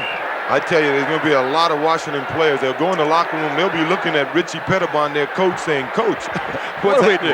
What should we do?" Who are those guys? They're trying to double up on Jefferson and Lofton, trying to handle Kaufman with a linebacker and the strong safety Curtis Jordan. And Stenerud drills it through the uprights. And the Packers again have the lead in a seesaw battle. Eddie Garcia will kick off. Mike Nelms is back for Washington, not showing a great deal of respect for distance as Nelms is up around the 10-yard line. And he takes it at the 13. Mike Nelms not close to the 30-yard line with 1:50 remaining in the first half. 17-yard return. Lewis made the tackle. And let's see what we can pick up from here. It was, see the middle linebacker go to the left. Dickey's looking to his right all the way. That's where Kaufman's got really man-to-man coverage on Curtis Jordan, 22. He's a strong safety, and he didn't have much help there. And that's a hard man to cover. Hey, Kaufman is not a Kellen Winslow, but he has the same shiftiness, the same moves. I'm amazed at his ability to run after he catches the ball. Theismann on first down. He wants yardage. Joe Washington. He'll step out of bounds, stopping the clock at 1:43 out over the 37-yard line. I have the feeling that you're going to see a little more of Joe Washington in the second half. I wouldn't be surprised, too, or at least blend him in there a little bit more. Let him do that little flip pass out to the outside. He hasn't picked up a lot of yardage with it, but just the fact that he can get it out there is not a bad place to have that ball. You may recall it was Joe Theismann who had to use one of his timeouts earlier because of personnel problems. So the Redskins, with 1:43 remaining in the half, have 2 timeouts as Theismann looks over a second down and 2. A lot of time for Theismann. Washington. He'll get the first. I don't know whether he got it. He almost ran back, didn't he? He tried to kill the clock to conserve those timeouts, and he is very close, was very close to losing that first down yardage. Yeah, well, it was like a kamikaze mission. He knew they would beat in on him, and it was, could he get out of bounds before they hit him? And at the last minute, he did a little wiggle there, but it looks as if he still got the first down. He did the well-advised thing. Nobody volunteers for kamikaze missions. I mean, now you got to be sick. And certainly not Joe Washington. Sir. Well, that man's a cerebral player as well. Joe Gibbs, what a remarkable record this man has. Redskins right now on a 5-game winning streak. They won 13 of the last 14, 20 of their last 22. On first and 10, Theismann screen. Joe Washington, he doesn't handle, incomplete. Clock stops, 1:29. The only game Washington lost was our first Monday night game, and that was just one of the strangest games we've seen. They just did everything right the first half, came roaring out, blowing everybody away, came back second half. We saw a whole new ball game. Really messed up Dallas, too. They thought that's the way you're supposed to play. That's right. Got Dallas off to a real strange start. Hell, Dallas played well yesterday. I saw that ball game. They had things clicking. We'll see a good ball game next Sunday when they play the Raiders, because that's a good team coming to town. You're telling me. There'll be some fur flying down there. Second down and 10. Redskins near their own 40-yard line. Theismann again, a lot of time, gets it deep, goes to Charlie Brown, and Charlie Brown will have the first down at the 43-yard line. And now Joe Theismann will use one of the 2 remaining timeouts. So he'll be down to 1 timeout. Right now, the Redskins back to live action. First down and 10, 43-yard line of Green Bay. Theismann trying to get points on the scoreboard. Nifty move by Theismann, but he'll have to settle at the 47-yard line for a loss of 5 as John Anderson was there defensively for Green Bay. That was kind of a strange call almost in a way. It was appeared to be a rollout designed to get somebody coming across, but those kind of plays take an awful lot of time. Theismann, I know, would like to get 3 points. He has 1 timeout remaining, and he's saving that. And he will try something, I do believe, down the middle. Green Bay protecting the outside and try and get it in field goal range for Mark Mosley. Underthrows Joe Washington. It'll bring up a 3rd down and close to 15 with 49 seconds on the clock, and the Redskins with 1 timeout. I was looking down the middle, Frank, and he had Giaquinto open down the middle, and he seemed to have his mind made up to go out to that right flat in Washington and just bounced it out there. Second bounces don't count. Well, Joe Theismann has an excellent arm, but he doesn't have the howitzer that the Bradshaws and the people have had in this league, and it's pretty tough to throw that deep out like that if you can't step up in the pocket, so you have to give credit to the Green Bay defense. They are really putting a lot of pressure up in the middle and keeping Theismann from stepping up throwing the ball. They need it somewhere down around the 30-yard line for Mosley. 3rd and long. Theismann gets it into the tight end, Don Warren, down close to the 30-yard line, and the seconds continue to tick away. Theismann would like to throw one more pass and kill the clock, and he'll have time to do it. 1st down and 10 Redskins. Ezra Johnson gave him a good lick that time, way over his head. And that stops the clock with 26 seconds. And the Redskins will have a 2nd down and 10, 1 timeout remaining. They're near Green Bay's 30-yard line. But we have some tough officials here. They're booing that, saying he threw the ball away, and it wasn't that bad of a, throwaway. Wasn't that obvious? But everybody knew that's what he was doing, right? Yeah. It's one of those, they throw it away. I'll tell you something, Joe Theismann really is the heart and soul of this football team, in my estimation. He is a spunky little guy. He'll chew the fat with you. I've said that many times. He'll talk your ear off, but he gets things done out there. He steps in that huddle, you know who's running the show. 2nd and 10. Down Charlie Brown. And Charlie Brown will have another Redskin 1st down. He's down inside the 12-yard line. That's definitely in field goal range. They're going to try and kill the clock. Joe would like one shot at the end zone. He's got 1 timeout remaining. Yep, he just threw it away to kill the Stops the clock. clock 5 seconds, and now I think they'll have to come with the field goal unit. Well, now you wonder why he didn't go ahead and just use his timeout if they were going to. Well, they had a little problem. Charlie Brown seems to be hurt. He hobbled out to his position on the left end there, and he's hobbling off the field right now. He is limping. Charlie Brown goes off right there. He didn't want to stop the clock, so pretty gutsy move. He went back into position, allowed Theismann to stop the clock. And here's Mark Mosley, 28-yard attempt. He's been good at 12 of 15 this season. Let's keep an eye on number 81 on Green Bay. He's been, well, he didn't even go after it. He didn't even jump that time, right? And Mosley splits the uprights. 2 seconds remain on the clock. And the Packers and the Redskins are playing a beauty here in Green Bay. 24-20, the Packers over the Redskins. 2 seconds points remaining in the half. It's interesting, we saw Gary Lewis, who's blocked a record amount of field goals, at least in a minimal amount of time here. Recently, we saw him get literally tagged earlier in the game when he was trying to block a field goal, and I was a little surprised that play that he didn't go after it. I didn't see him in there even. And you're right, he's blocked 12 kicks, either conversions or field goals in the last 12 games, just by leaping up in the middle of that line and using a tremendous vertical leap. Speaking of the tight end Gary Lewis of Green Bay. He was not in on that play. I'll tell you, I don't know if they keep going at this pace in the second half. Sure, I hope they can. Well, one thing we know, the Redskins have done it in the past. They've come back against the Raiders, and we know they'll be there for 60 minutes. That was Jeff Hayes drilling it along the ground, and here comes Harlan Huckleby. He expires the final 2 seconds here in the first half.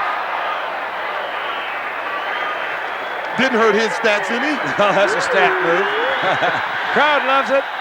We hope you love it. Washington 20, Green Bay 24. Set to go, Harlan Huckleby. Jeff Hayes hits it for Washington.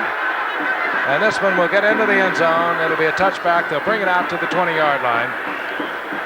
And Green Bay will have the first possession here in the second half. We anticipate, of course, Len Dickey back out with Eddie Lee Ivory. And Lofton at one flank, Jefferson at the other, and Kaufman at the tight end. Let's take a look at the stats as they change from the first quarter to the halftime. Big ones at 5 yards, minus 5 yards rushing in Green Bay. They just couldn't do much of anything on the ground first quarter. Well, the way they were throwing it, I don't think it really means that much. Yeah, look how much they picked it up. See at halftime. Now they've got 18. 18 yards rushing, 211 passing, but Green Bay's on top, 24-20. First play from scrimmage here in the second half. And Dickey, let's don't fool around, let's throw it.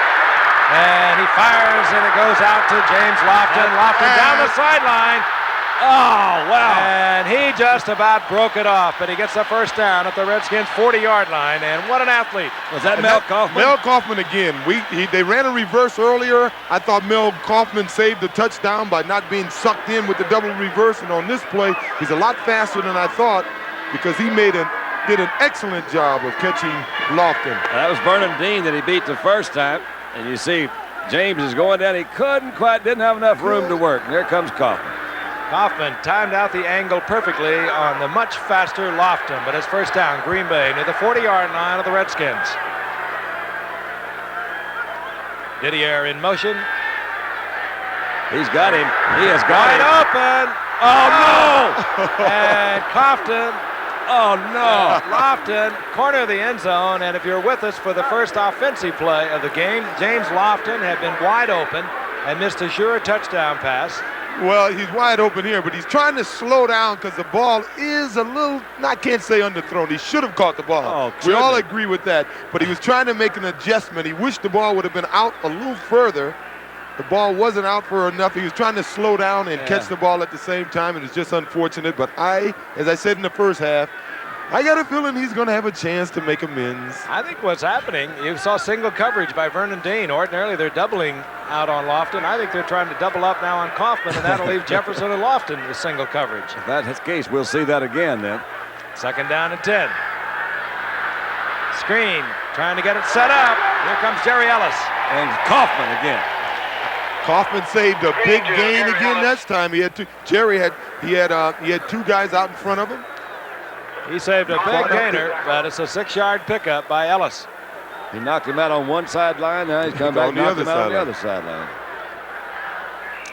Gary Ellis, who is a good receiver. Don touched on it earlier. 65 receptions he had in 81.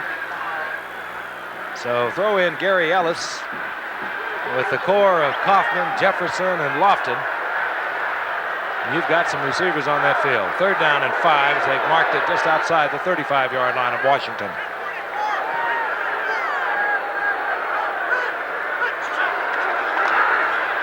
Dickey back again. Lofton, easy first down.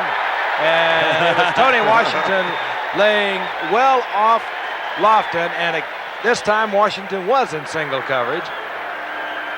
Well, they're trying Anthony Washington. As I said, we were wondering what Richie Pettibon would do in the second half. They have to make some adjustments. I thought they'd blitz more. They blitzed once now. He's given Lofton a big cushion, and there's no way you can stop a guy like James Lofton by giving him that much cushion and covering him one-on-one, really. Well, let's look at the defense again. It looks like right now they're going into at the 24-yard line, first and 10, and here comes Gary Ellis. Oh, yeah. That was beautiful.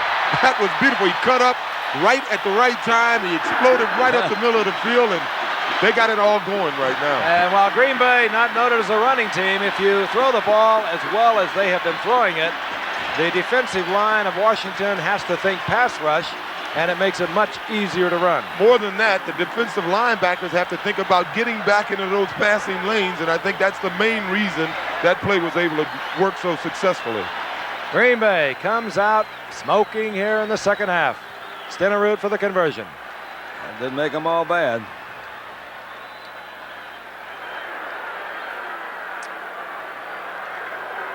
And Stenerud caps the first rushing touchdown against the Redskins in 5 games.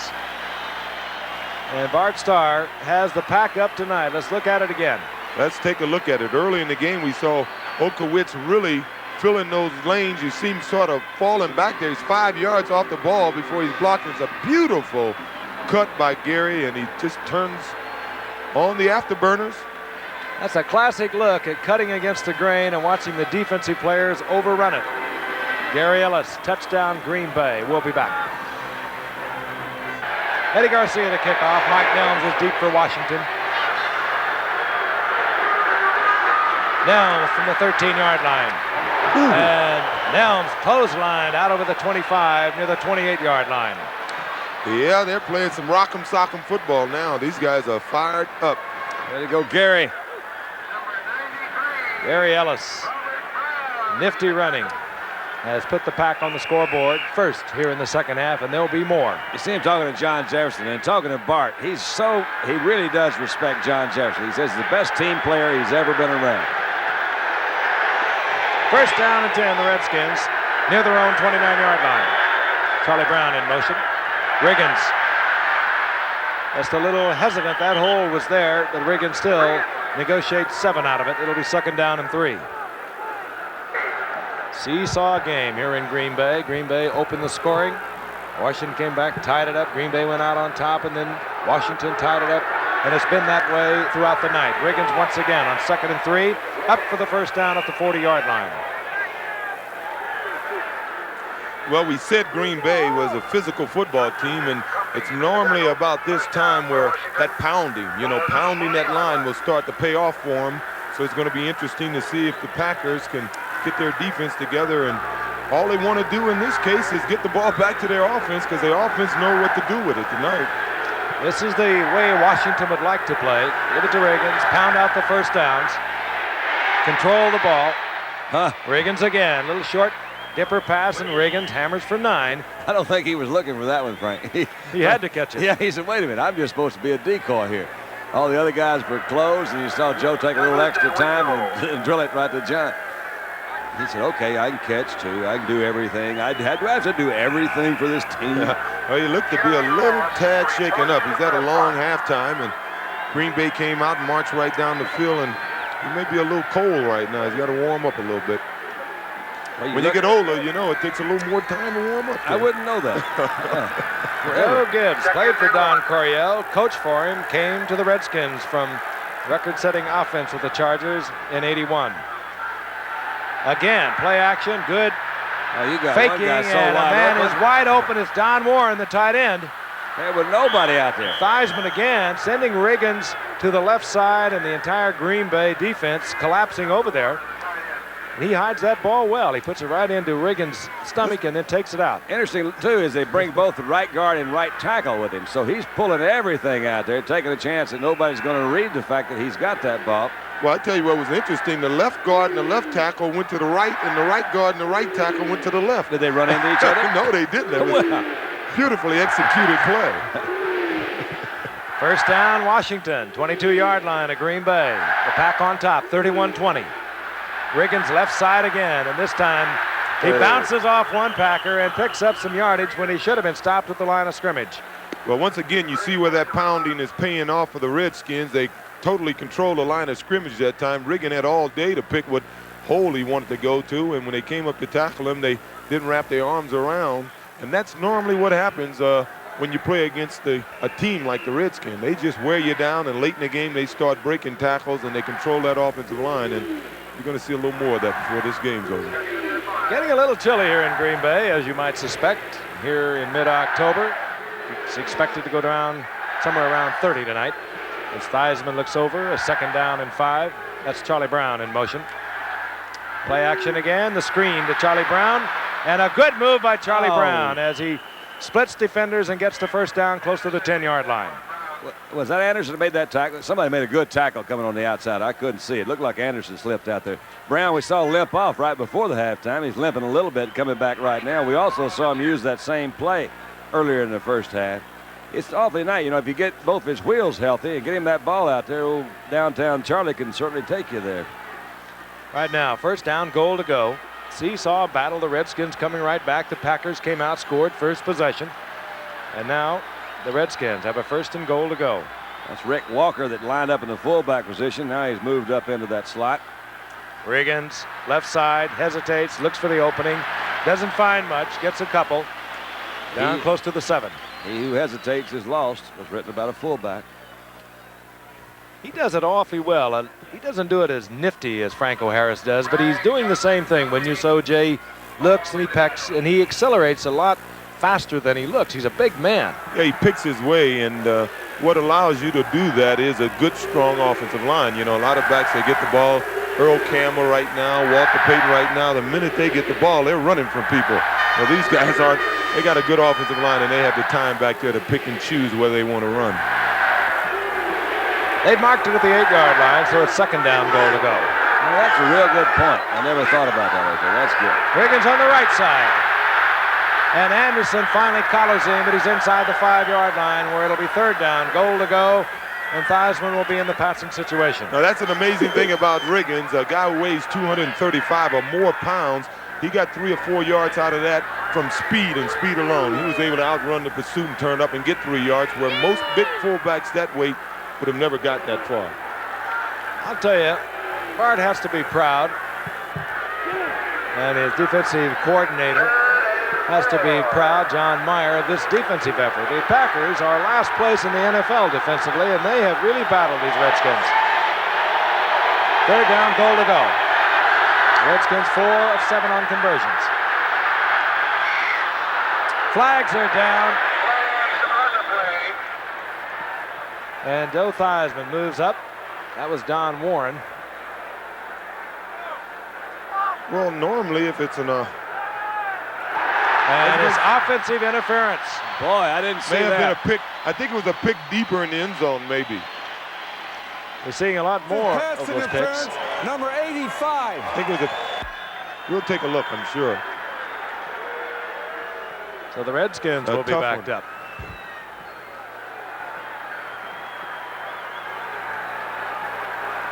Watch the upper right-hand corner, and you might be able to pick up Don Warren. He was the guilty Redskin.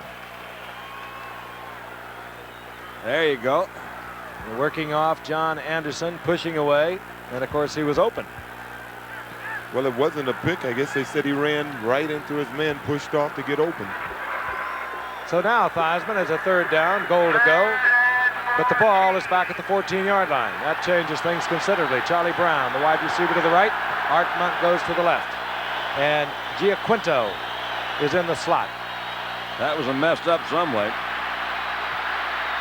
Theismann and Giaquinto, apparently the intended receiver. Theismann just had to unload it, and we're going to see Mark Mosley. That was a messed up play. You could almost tell. You see Warren trying to wave to Giaquinto before that ball was snapped. You got to figure somebody missed the signals in there. Well, that was a big penalty, because even though they may get the field goal here, they're still 2 scores down. Yeah. So in a sense, this drive has not hurt the Green Bay Packers at all. And again, Don Warren, guilty of offensive interference. 31-yard attempt now, Mark Mosley. Oh, that was right through the middle. And he pops it through, and the Redskins have to settle for 3. Good defense, and the penalty hurt. Packers 31, the Redskins 23.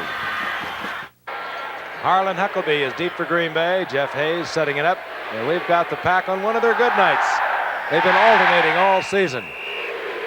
When they're bad, they're very bad. And when they're good, they're very good. And Jeff Hayes dribbles along the ground. Huckleby from the 8-yard line.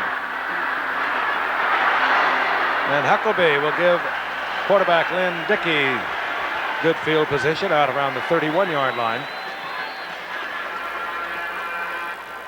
So Theismann, I think you're right, Don. He just was forced on that 3rd and goal from the 14-yard line to throw that football away, and he wanted 6, not 3. Yeah, it didn't look like they had that one all in sync. Well, you can see him shaking his head there. He's a little upset with himself, but he's got a lot of time, and you can bet Joe Theismann will be back before this game's over. He'll make it interesting. He's firmly convinced he can beat anyone at any time, and he's made believers out of a lot of people who never thought so. On first down, Dickey again to the air. This is Phil Epps, the speedster, second-year man out of TCU, who, like Kaufman, can really get downfield in a hurry. Yeah, we saw a glimpse of him earlier on a return. You're talking about fast. This guy's had the 5th fastest 60-yard dash in history. In the world. Not the 5th fastest last year. In history of mankind. In the universe. In the galaxy. And that's a whole lot of time. So if you ever have something delivered 60 yards, call Phil Epps. He's from Atlanta, Texas. Beats Federal Express. Second down to 4, gain of 6 by Epps. Ivory, and he is hammered over the right side. Nobody blocked over there. No wonder he got hammered. Those guys were back there before he got there. I tell you, Dexter Manley and Neil Okowitz were right there. Wanda Jefferson and daughter Tiffany. DeWanda. Remember her at the Superstars, Don? Yep. I think Tiffany was down there, too. That's the little daughter. Well, I'm a little surprised. Their receivers had time to rest on that drive of the Redskins. If I was them, I'd throw the ball every down now. Third down, long 6. Ivory loses a couple. Green Bay from the 35. Boom. Dickey. And he got out with his helmet intact as he was buried. Dexter Manley was there. Tony McGee, Mr. Sack for the Washington Redskins, was also the man who forced Dickey into the sack. Good isolation on Manley there. You see him 72. He almost jumped off sides. Comes give a pretty nice, what they call a slap and jerk. Just fighting him off. That was all strength. He almost stripped the jersey of Swanky. He did, didn't he? The worst thing that just happened on that drive is that it is getting late in the game. The Green Bay defense is maybe getting a little tired, and they would have wished the Green Bay offense would have got at least, And it's blocked. Lucky Scribner's first punt is blocked, and the Redskins have it. Lucky Scribner's punt was blocked by number 48, Ken Coffey, coming from the outside. It was slow getting it away, and it could be that Bucky Scribner on his first punt was a little chilly, just a little slow, and Coffey got it. Boy, he was there. I mean, it was not even close. He had it all the way. Let's see if we can pick it up. Comes in, he timed that snap just right. Left-footed kicker. Wow. The rush is from the right. Yeah, what he did, he went out and double teamed on the outside man. They thought they were going to block and try to have a return, and he rushed instead. Real nice play on that On part. first and 10, Joe Washington breaks back, runs right into the arms of Rich Wingo, but he gets a couple. That was really kind of one of the, well, we had an interception. Led Dickey threw an interception. We had a fumble that turned out to be a touchdown. And there's Dexter. Dexter, you're just as pretty as you can be. Isn't he? If he asks you, I know what you'll tell him. I'll tell you, he's as pretty as he can be. They've got a second down and 8 now for the Redskins. They had to settle for 3 before. They get the turnover. They got so many of them, and they're knocking once again. They're down 31-23. Washington. Joe Washington looking for first down yardage. He doesn't get it at the 10-yard line, but he has a pickup of 6. You see him run out That's there. how he scoots. Well, but he does. But he looks like that, you know, he ought to be playing. We saw all these high school teams today driving around here in Green Bay playing. Joe looks like he'd be one of those guys. He doesn't look like he's not nearly as big as those guys out there. Well, you got to give him credit. I've had one leg that I operated on, and I know how tough it was to work on. Where would you find that guy? On 2 of them. Look at that. Hope I don't see him late tonight. You saw him late last night. I did. He was eating fettuccine with clam sauce. Third down 1. Boom. Riggins, who better on 3rd and 1 as Riggins gets the first down near the 6-yard line.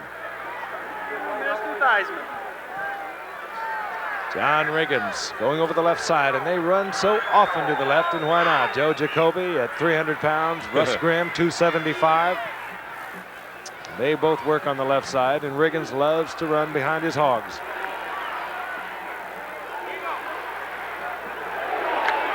I figured that one out.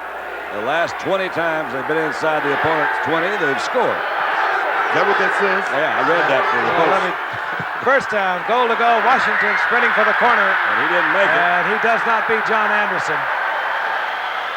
When he might have got a half a yard out of it. It sure looked like he was going to score when he first went out there. Big Anderson. It's only about 35 right now. What? 35 degrees. Yeah, he's got a little antifreeze in him. Who are you guys talking about? Did I miss something? What was that? Well, yes, you did. Okay. We'll get to it later. Okay. Second down, goal to go. Warren in motion, and Theismann's back. Theismann got Joe Washington right at the goal line, but the officials are not indicating touchdown. Well, it certainly appeared he was in the end zone when he caught the ball. It's pretty much the same play he caught to beat the Raiders. And I guess it is a touchdown. Touchdown, yeah. Yeah, they did give it to him. That's a play you just bring the back around there. Generally, he's got an option to turn in and out or out on the backer or the safety who's ever guarding him, and he turned inside that time, and Theismann put it right on the numbers. And the Redskins get 7 points out of the turnover. The block punt. Mark Mosley through the uprights. Getting closer. And we draw closer. 31. Packers, the Redskins 30. Let's watch again. Now Washington will be right on that goal line. We got a late call on it. I think he was in the end zone when he took it. Wingo is there defensively for the Pack. Yep, he's in. Yeah, he's in there. Wingo and Anderson's kind of teamed up on him, but he was there. 5:25 remaining in the third quarter, and the action continues here in Green Bay. Harlan Huckabee deep for Green Bay. Jeff Hayes to kick off. Joe Theismann teams up with Joe Washington to draw the Redskins to within one. 5:25 remaining in the third quarter. This time Hayes gets it into the end zone. We'll get the touchback, and Green Bay will begin from their 20-yard line. Let's watch this. Watch at the top of your screen, and keep in mind that Scribner's a left-footed kicker. That's Ken Coffey. Got a straight sprint. Scribner's slow, 3 steps, and he never even came close to getting it off. Yeah, well, he was particularly slow that time. I think that was purely his fault. His first attempt of the night. That could have something to do with it. Yeah, it really could. Yeah. Yeah. It only led to its touchdown. And this was a culmination of the 19-yard drive. Theismann drills it into Washington. Yes, he's in the end zone. Good angle.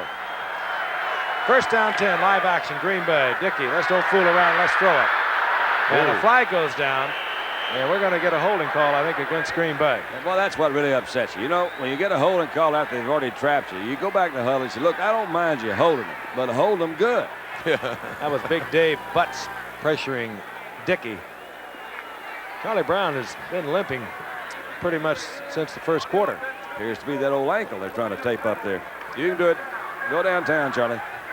Larry McCarron was holding for Green Bay. Washington declines the penalty. They had Dickey down at the 14-yard line, a loss of 6. So it'll be second down and 16. Washington wants the football back. They don't want to give Dickey any more time to throw it. And then they won't bucket and punt again. I'm telling you, Dickey and his butts once again. Oh, man. Well, I tell you, that's 2 plays in a row they got to him. It was great on their defensive linemen because the receivers are both wide open. The loss now back to the 7-yard line. Third down, 23. Phil Epps, James Lofton, John Jefferson, wide receivers, and you better believe that front 4 will turn it loose. And we come with the drop play up the middle. Gary Ellis. Ellis gets breathing room for Bucky Scribner, the punter, out to the 23-yard line. Well, what I was trying to say at the last time they were about to punt, the big problem here is that the offense of the Green Bay Packers haven't given their defense time to rest. The Redskins are a powerful team. They've been wearing them down, and it's been 3 plays and out the last 2 times Green Bay's had the ball. Here's a man that can hurt you. Mike Nelms, Pro Bowler, well, he came in 81. He's been the Pro Bowl return man the last 3 seasons, averaging a little over 10-8 thus far this season. And Bucky Scribner will hurry this a little bit. Good kick. It takes Nelms back to the 35-yard line. That Nelms goes for it, doesn't he? And Nelms hurtling out over the 45-yard line, and Joe Theismann will have good field position for his Redskins offense. 42-yard punt by Scribner, 7-yard return by Nelms, 3:47 remaining in the third quarter. The Pack is ahead by 1. First down 10, Redskins, good field position, their own 46-yard line. Joe Washington. Look at Joe. Good blocking, and Washington gets 8 down close to the 45-yard line of Green Bay. And Washington totally blew the Green Bay left side of their defense off the ball that time. As I said, these guys they average close to 280 pounds up front, and they just wear you down. And it's beginning to tell on Green Bay. And adjustments defensively, although not effective in the early moments of the second half, have seemingly slowed the Green Bay offense. 2nd and 2, play action by Theismann, hides the ball well. Fires, and it's incomplete. Gets it in to the tight end, Don Warren, and there's yardage for the first down at the 35-yard line of Green Bay. We call that a classic case of catching the ball before you run. That's right. I bet you catch it and you don't run. That's right.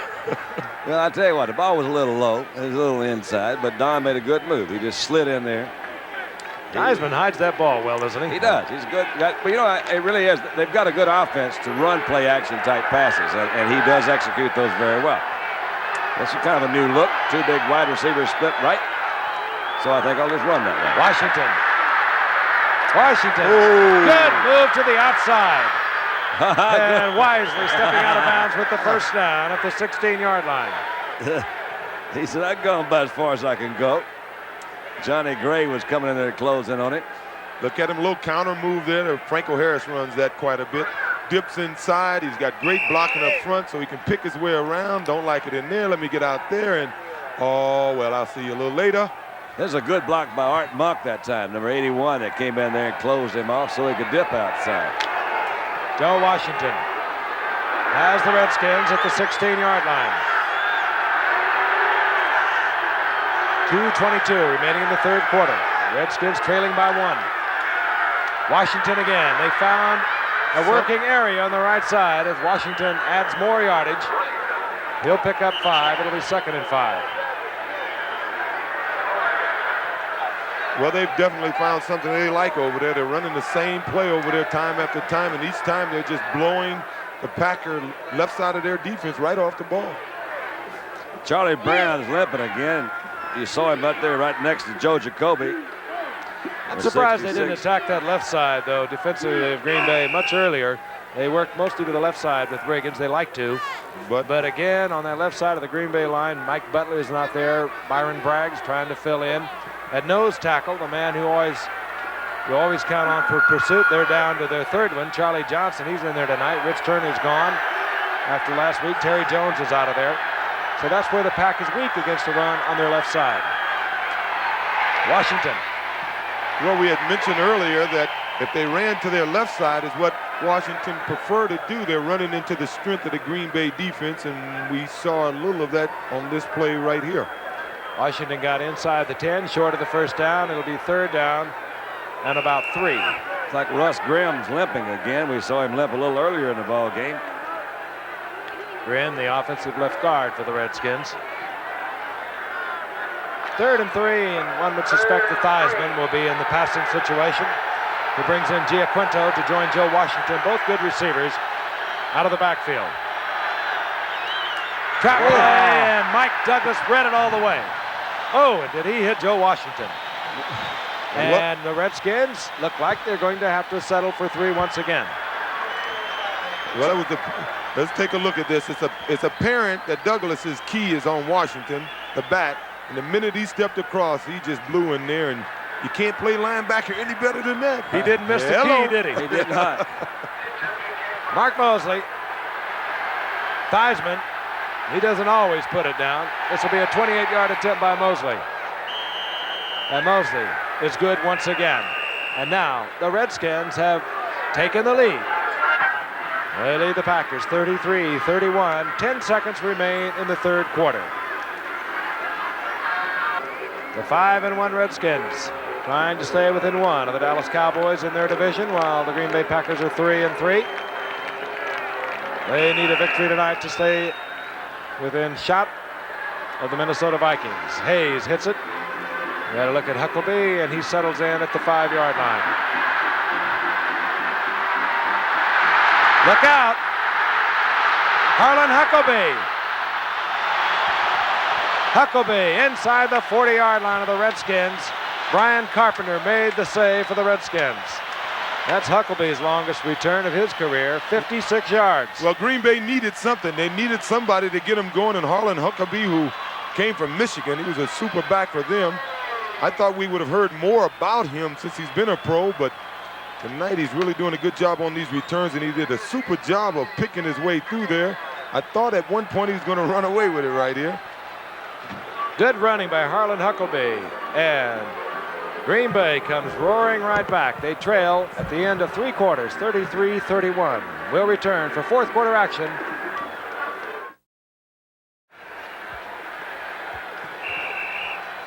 Here in the second half, the Redskins have really put the pressure on Lynn Dickey. In the first half, not much pressure, and he hung up some big numbers. Most of that yardage you see right there. And now he has good field position at the Redskins' 40-yard line. 1st down and 10 Green Bay as we start the fourth quarter. And again on first down. Got him. Wide open. Down the sidelines, Gary Ellis. Yeah. And he's out of bounds at the 7-yard line. It'll be first down, goal to go. Mark Murphy made the saving tackle. It's amazing how easy you can make it look when you have the time to throw. That was a well-executed play all the way around. A little play action. You'll see him come out of the backfield, Ellis. A little quick fake to Eddie Lee up in the middle. He's got him 1-to-1 on the outside. They cleared it out. Trying to cover with the linebacker, Mel Kaufman. It'll never work against a speedy back like Ellis. But what do? You have to double cover Lofton. You have to show double coverage on Jefferson occasionally. First down, goal to go. Roll for Dickey. Eddie Lee Ivory tried to get it in. Good defensive effort. Over on the left side, it was Mel Kaufman. It'll be second down, goal to go. Well, if they've done anything defensively, they have seemed to be able to take Paul Kaufman away from Green Bay. In the last 2 drives, Green Bay's receivers were open. Unfortunately, Dickey didn't have the time to throw the ball. Dickey, 17 of 23, 260 yards. Second down, goal to go. Remember, the Redskins have the #1 defense in the NFL against a rush. So one could expect Dickey maybe play action and firing the ball. A reverse. A walk-in by the tight end, Gary Lewis. A beautiful call. Whoa. Absolutely beautiful call. That wasn't that pretty? We saw Gary Lewis come with that reverse against the Giants, Don. Remember? Yep. And he was taken trying to get into the end zone. This time it works for Green Bay. And they are back out on top. Well, a lot of folks, I guess we might as well go ahead and tell everybody, but the coaches had a meeting a little while ago, and they decided the first team to 50 wins. And it looks like they might both make it. Yeah, first team to 50 wins, so you got to get in there and hustle with them. Stenerud is on. Come on, Jan. Zip.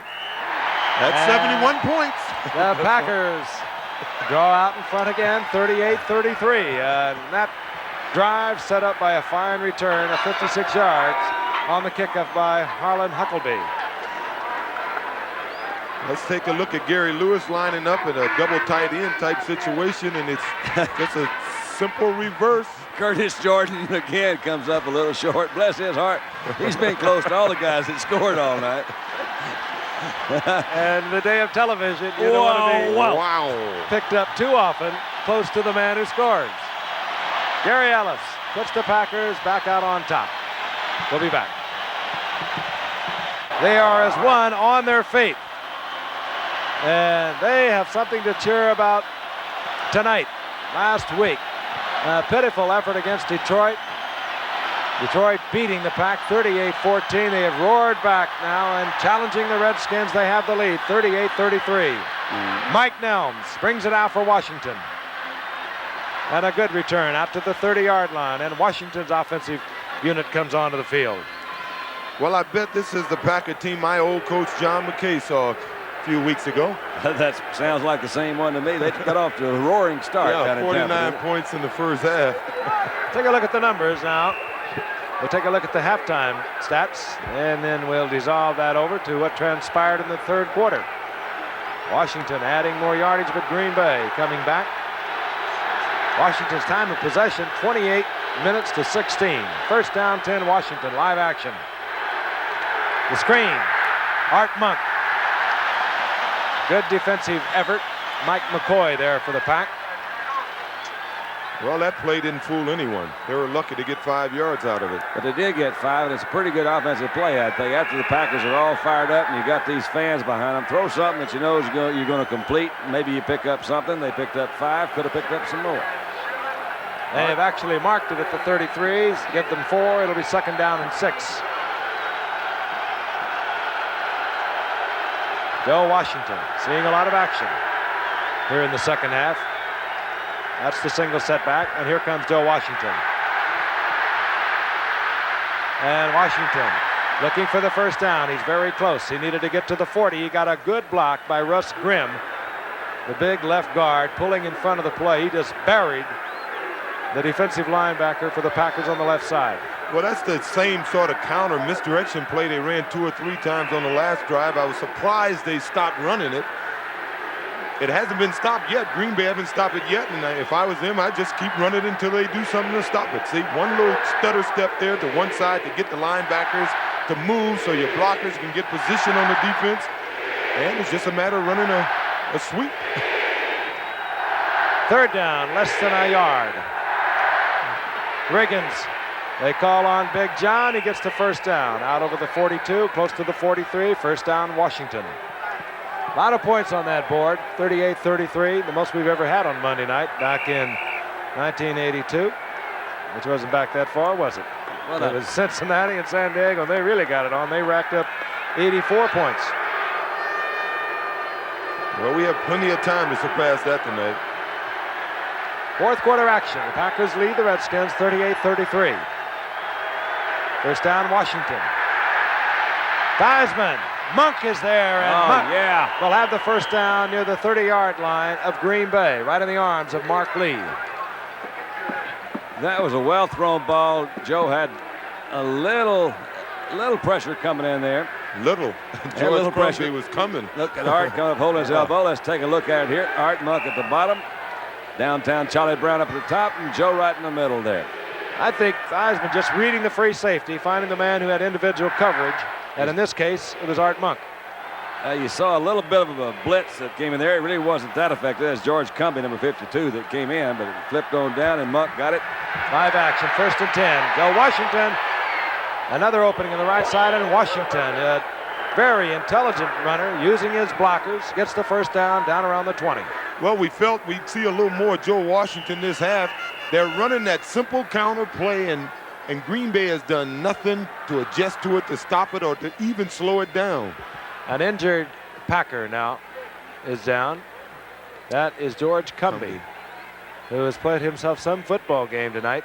And right now, the trainers are on the field looking at George. We'll be back.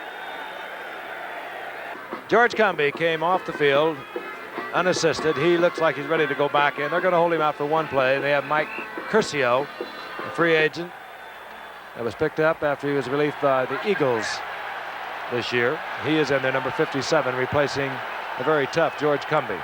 First down and 10, the Redskins, 20-yard line of the pack. Well, let's run it the other way. And Washington almost breaks off a big one, but he's tripped up. It was Byron Braggs who collected Joe Washington as he tried to come back around on the right side. A gain of a couple. It'll be second down and 8. Well, it's the same play they've been running. They did a little counter and went the other way with it. Second down, long 8. Theismann with a good move and then a good shot. You bet. Fires it in to Charlie Brown. Charlie Brown down somewhere around the 2-yard line, but I'll tell you, Charlie Brown had hooked up. Don, you saw it, and then Joe Theismann just directed the traffic. He said, run the slant. That's really having composure, I guess, is a good word for that, because he really was trying to go to the other side, Frank. You're right. And he came back and saw Charlie over his hook up, says, move, Charles, move. Well, Charlie did a great thing because he wanted to go to Charlie on the hook, but George Cumbie was coming over so fast, and they both guys made a super adjustment on it. First down, goal to go. The Redskins roaring right back. Looking to take the lead once again in a seesaw battle. You think Riggins is going to get it? You got to scoop if he doesn't. Riggins pulling into the end zone. You know he's going to get it, and they still can't stop you. You know they got a pretty good horse, right? The guy they have to stop is Joe Jacoby and Russ Grimm on the left side. They just, like I said earlier, they look like housing projects. Yeah, you're looking at about 380 pounds there. Actually, 480 pounds. That's Grimm turning inside, and he puts the screen block on Cumbie, and Riggins just surges in for the touchdown, and Mark Mosley adds the extra point, and the Redskins take the lead once again, 40-38. First team to 50 wins. And we're getting close here in Green Bay with 9:57 remaining in the game.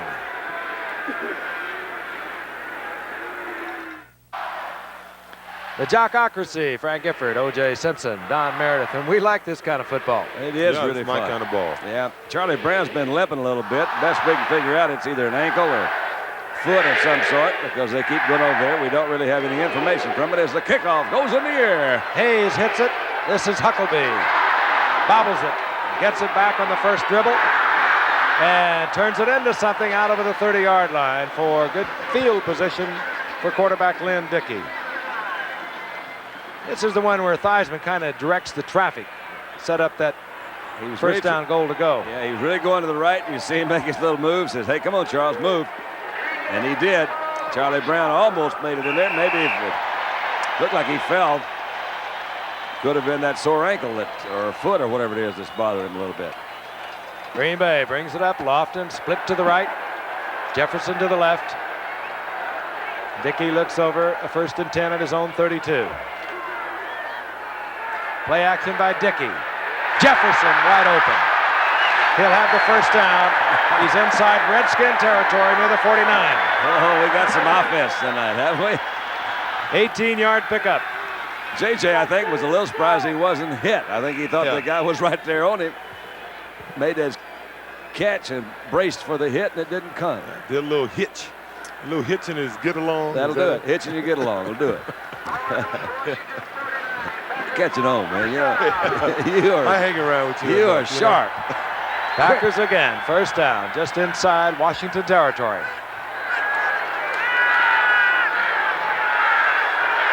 Dickey looks downfield, checks off to Mike Mead, and Mike Mead will get 5 yards to the 45-yard line, but Dickey wanted to go deep.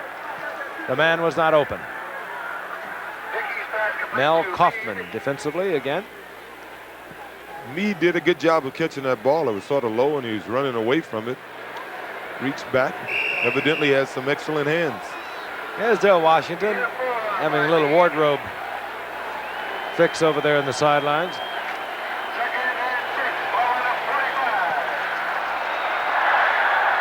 Second down, long 5. Lofton split to the right, trying to pick up the automatics by Dickey, and he's screaming them out.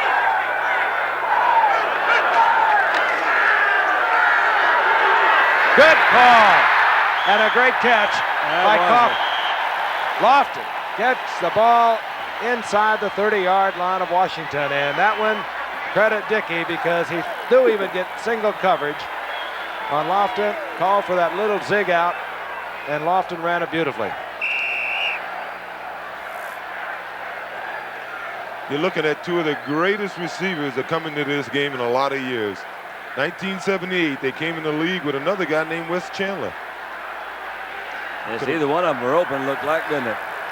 Lofton with a tremendous move on Darrell Green for the first down at the 28-yard line.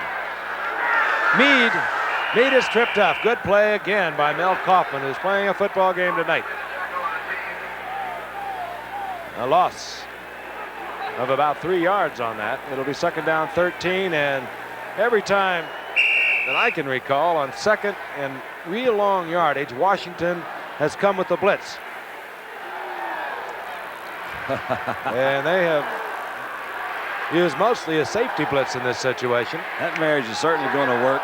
Yeah, we saw a good young married couple today at the hotel. That's right. It's nice. It's nice. Here. Everybody's getting married. Dickey with a quick count. Not everybody. And good defensive play. It was Kaufman, and Rich Malott got back there to deflect it. We hear a boo there. I guess they figured it was pass interference. And a field goal would put the Packers back in the lead. But one would suspect they need a few more yards to make certain for Jan Stenerud. Third down, 13. Lofton right. Phil Epps has joined the wide receivers, Lofton and John Jefferson. Dickey, wide open, down the sidelines. Oh, yeah. Mike Mead. Beautiful move. And a great call by Bob Schnelker. He put all 3 wide receivers deep. He sent Mike Mead into the flat, beat the linebacker, touchdown, Green Bay. What a football game. Looked like Nehemiah going in the end zone, hurtling over the guy, huh? He did. And Dickey loved it. You see the expression on his face, a little wink in his eye. Hey, he said, we got him again. End zone replay here. Dickey's a good actor, too. Look at him look deep. Throws to Man running a little out pattern on a backer. I tell you, it was right in there too, wasn't it? Here's Nehemiah right here. All right. Nehemiah was a bullfrog. Jan Stenerud can break the all-time Monday night mark for points scored. We have 84 thus far scored. We now have 85. That's the highest we've ever had on the Monday night series. There's 7:23 remaining. All right. I love it. And Dickey now 21 of 28, 330 yards, and we still have time to go. Do they love it in Green Bay? Oh, yeah. And the Pack has been on the go tonight. Eddie Garcia to kick off. Mike Nelms is deep for Washington. The Packers on top, 45-40. Isn't that amazing? 45-40. First team to 50. Well, we're going to see if you're right. Nelms from the 9-yard line. And this time, Nelms is held at the 26-yard line. Hustling down there, Tim Lewis, the #1 draft pick of the Green Bay Packers, the rookie from Pittsburgh. And let's go back a moment ago. Phil Epps was in there along with Jefferson and Lofton. They all went deep. Dickey took a long deep. Meade circled out of the backfield, broke it off to the left, and he was wide open. That was right on the money, too, though. Good pass. Ooh.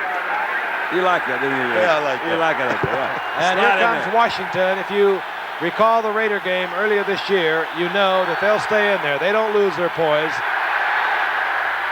What? And Art Monk just overthrown by Joe Theismann. One of the few passes that he has missed tonight. He's been on the money pretty much. Let's see. Spit it out. Come All on. right. He's been on the money most of the time. Wershing. There you go. Ray, Ray Wershing. You've already done that. Yeah, that was my problem. Okay. 7:07 remaining. Looks like a pinball machine. It does, doesn't it? Second down and 10. Don Warren, the tight end, adjusts. That's Giaquinto, number 30, in motion. Theismann has Monk, and he's open at midfield. It'll be first down, Washington at their own 49-yard line. Well, Giaquinto did a little funny motion. He did an about face and went the other way, and I think Murphy was supposed to go all the way with him. He got a little confused, and he found himself on a man. Take a look at Monk. Now, he just came back a couple of weeks ago. He had been out with a bad knee. His timing could be off just a little, but he goes up, comes down with it, and gets the first down. Great football player out of Syracuse, where he had tremendous marks as a running back as well as a wide receiver, Art Monk. First and 10, Washington. Nobody home there. Somebody, there, he got it. And Washington ran into some Packers on the left, brought it back to the right, and picks up 6 yards when it looked like he was going to be stopped at the line of scrimmage. Well, they were trying to run that little counter they've been running all day, and it appears that the Green Bay Packers on the sideline got together and said, hey, made a little adjustment to stop that. As you can see, he'll take that step to his right, he's going to his left, and they made a nice little adjustment to stop that play, but Joe Washington, being the fine runner he is, made an adjustment himself. That's right. Second down and 4. Washington again. And again an opening, and Washington will have a first down inside the 40-yard line of Green Bay, and a game that has been remarkably free of penalties, and it almost seems as if the team that has the ball last is going to win. They're using, we mentioned earlier, they've got really two basic philosophies of offense, and they're kind of dictated by the running back they have in there. They have Joe Washington now. A little bit more of those kind of float a little bit, and let's see if we can find an opening. Where Riggins, they just try to run over you. Yeah, I think they use Riggins more when they're sitting on a lead and to control the ball, and when they have to score, they seem to go with Washington. That's probably right, yeah. First down and 10, Washington. A little more explosive. Play action, Theismann.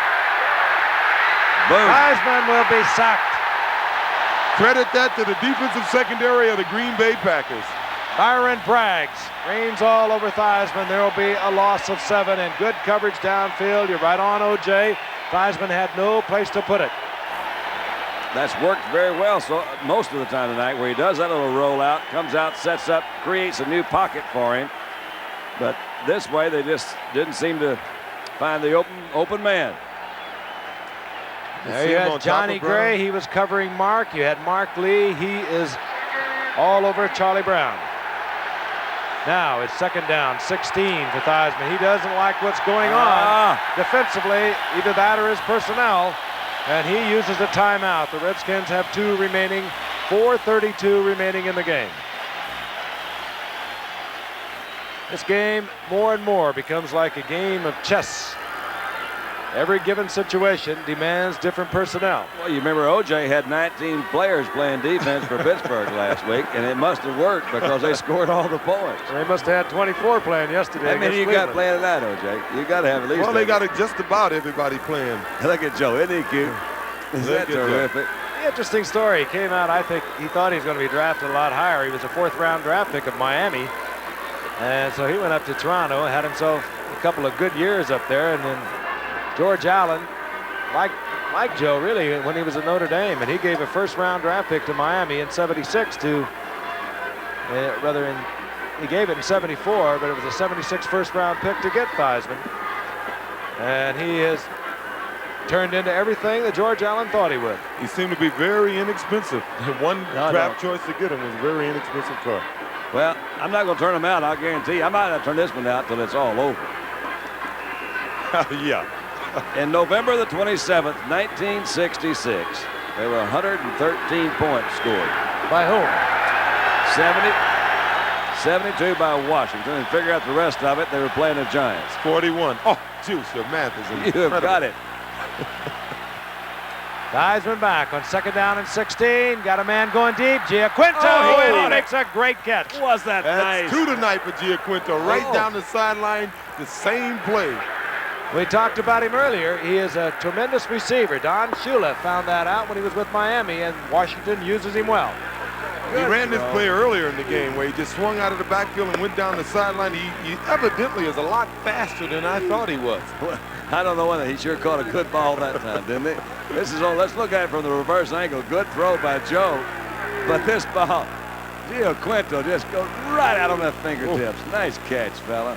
See what he did. He didn't jump for it. He kept running, and that's a smart receiver.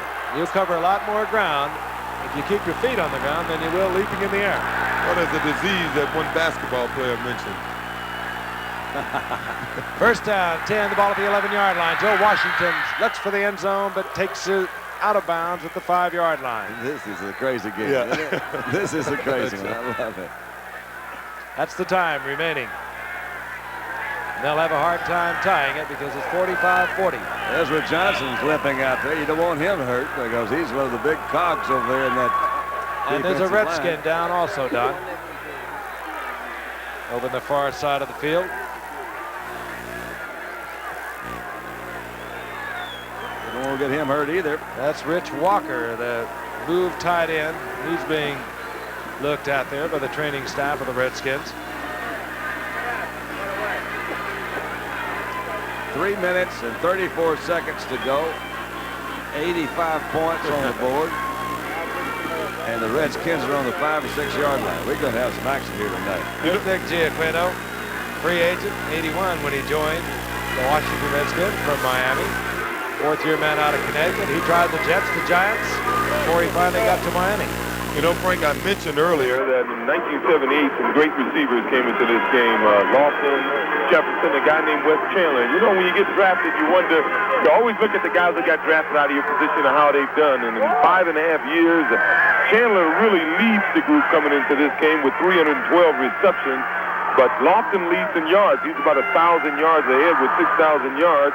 And Jefferson leads in touchdowns. He has 43 touchdowns. But it's apparent that all 3 were worthy #1 draft choices. Well, it's quite a year. There's only 23 receptions that separate the 3 of them. That's wow. That's A great set of receivers. I'd like to apologize. We just have a moment here. We are on what we call backup audio. We've had audio difficulties throughout the evening. And if the sound maybe sounds a little different than you ordinarily get out of your set, well, then our apologies. And I'm sure you're enjoying one of the best games we've covered in a long time. This is old Joe Washington making his move the last play we saw. We'll take another look at it. Joe couldn't quite get it turned up in time to make a move for that goal line, but he made a good gain.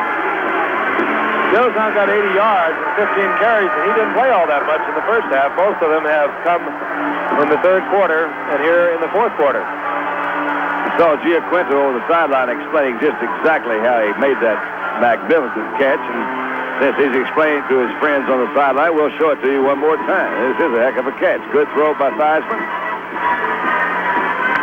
Now watch how he keeps the feet on the ground. If you're a young receiver out there, Mark Murphy. A lot of sense. Well, there was a basketball player that said there was a certain group that had a disease. They couldn't jump. They call it a certain man's disease. Yeah, I know what you're trying to get me into. No, you're trying to get into that. That's Rick Walker being assisted off the field. Meanwhile, ready to go now. Second down and 4. The Redskins have the football near the 5-yard line of the pack. Joe Washington. Down goes Washington, and it was Wingo first for Green Bay. I think I'd bring Riggins back in there. It'll be third down, and it will be a long 3. Well, I think they bring in Giaquinto in, and that's what I would do. I think as the parent, they're going to have to throw on this down. Hey, you wouldn't bring Riggins in, who just runs over everybody down there? They got. Well, it's third. They need 4 yards for a first down, 5 yards for a touchdown. I see where you are. Okay. I think they're going to throw the ball. Meanwhile, the clock ticks on. 3 minutes remain in the game. Third down, long 3. And look at that offensive set. That's Washington in motion. Theismann hits Washington. Touchdown, the Redskins. Mike Douglas trying to stay with Joe Washington. We've talked about him all night. He's run the ball well, but where he is really dangerous is coming out of that backfield. Well, this is an unusual offensive set. Both backs set way to the left. Washington goes in motion. Lets that tight end Warren clear. Comes back in. He's man-to-man on the linebacker. That's Mad Dog Douglas. And Mad Dog couldn't keep up with him that time. They did the same thing they did with him from the backfield. They just put him in motion this time. Mark Mosley through the uprights, and now Washington is back on top, but only by 2. With 2:50 remaining in the game. First team to 50, I promise.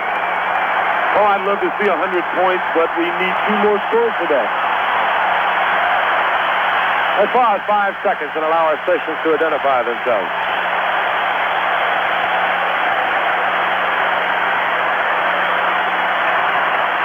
For Green Bay, a field goal would put them back in the lead. That wouldn't necessarily assure a victory if they get it too quickly. But they can think in terms of a field goal. Green Bay has 3 timeouts remaining. The Redskins have 2. And Joe Washington, what a contribution he has made tonight.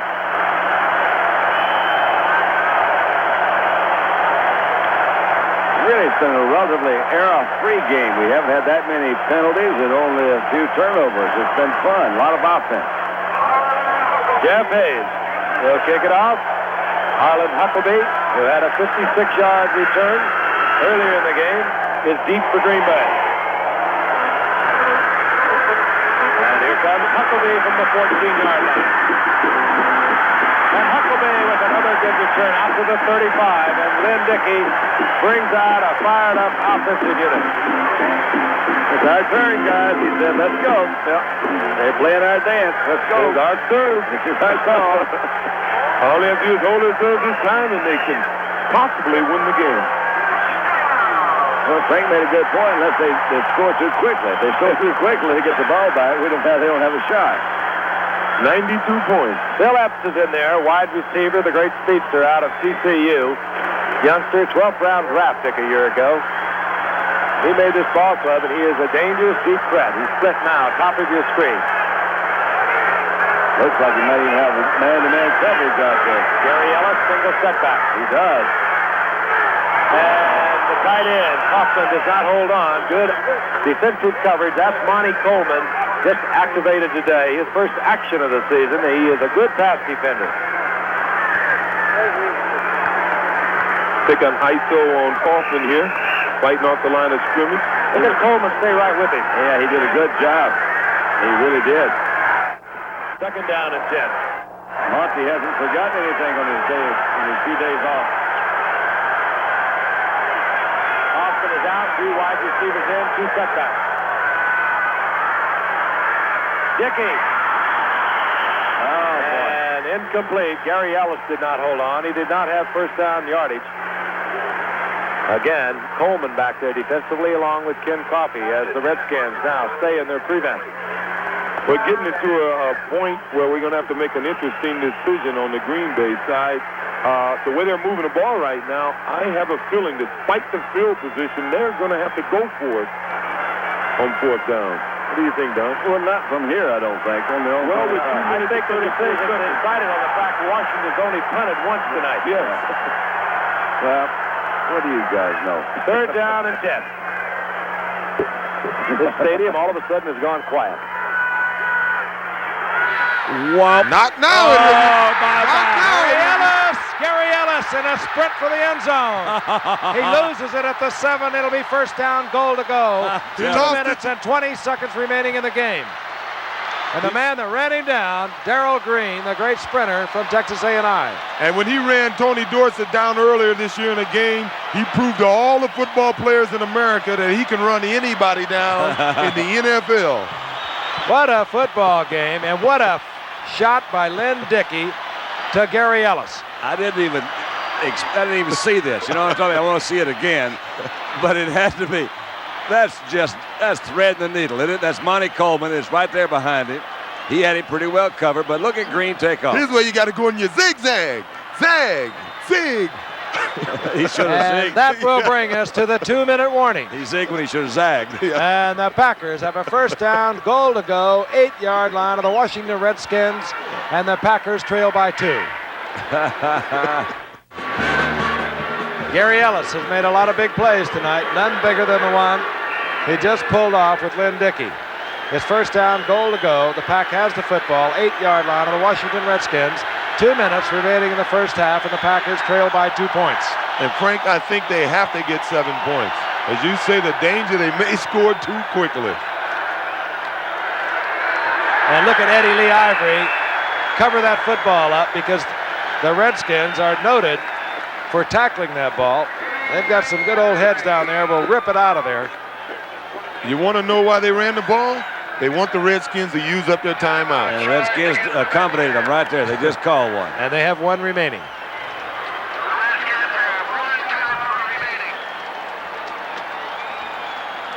$1:53 remaining. I'm delighted to tell you that this telecast is presented by the authority of the National Football League.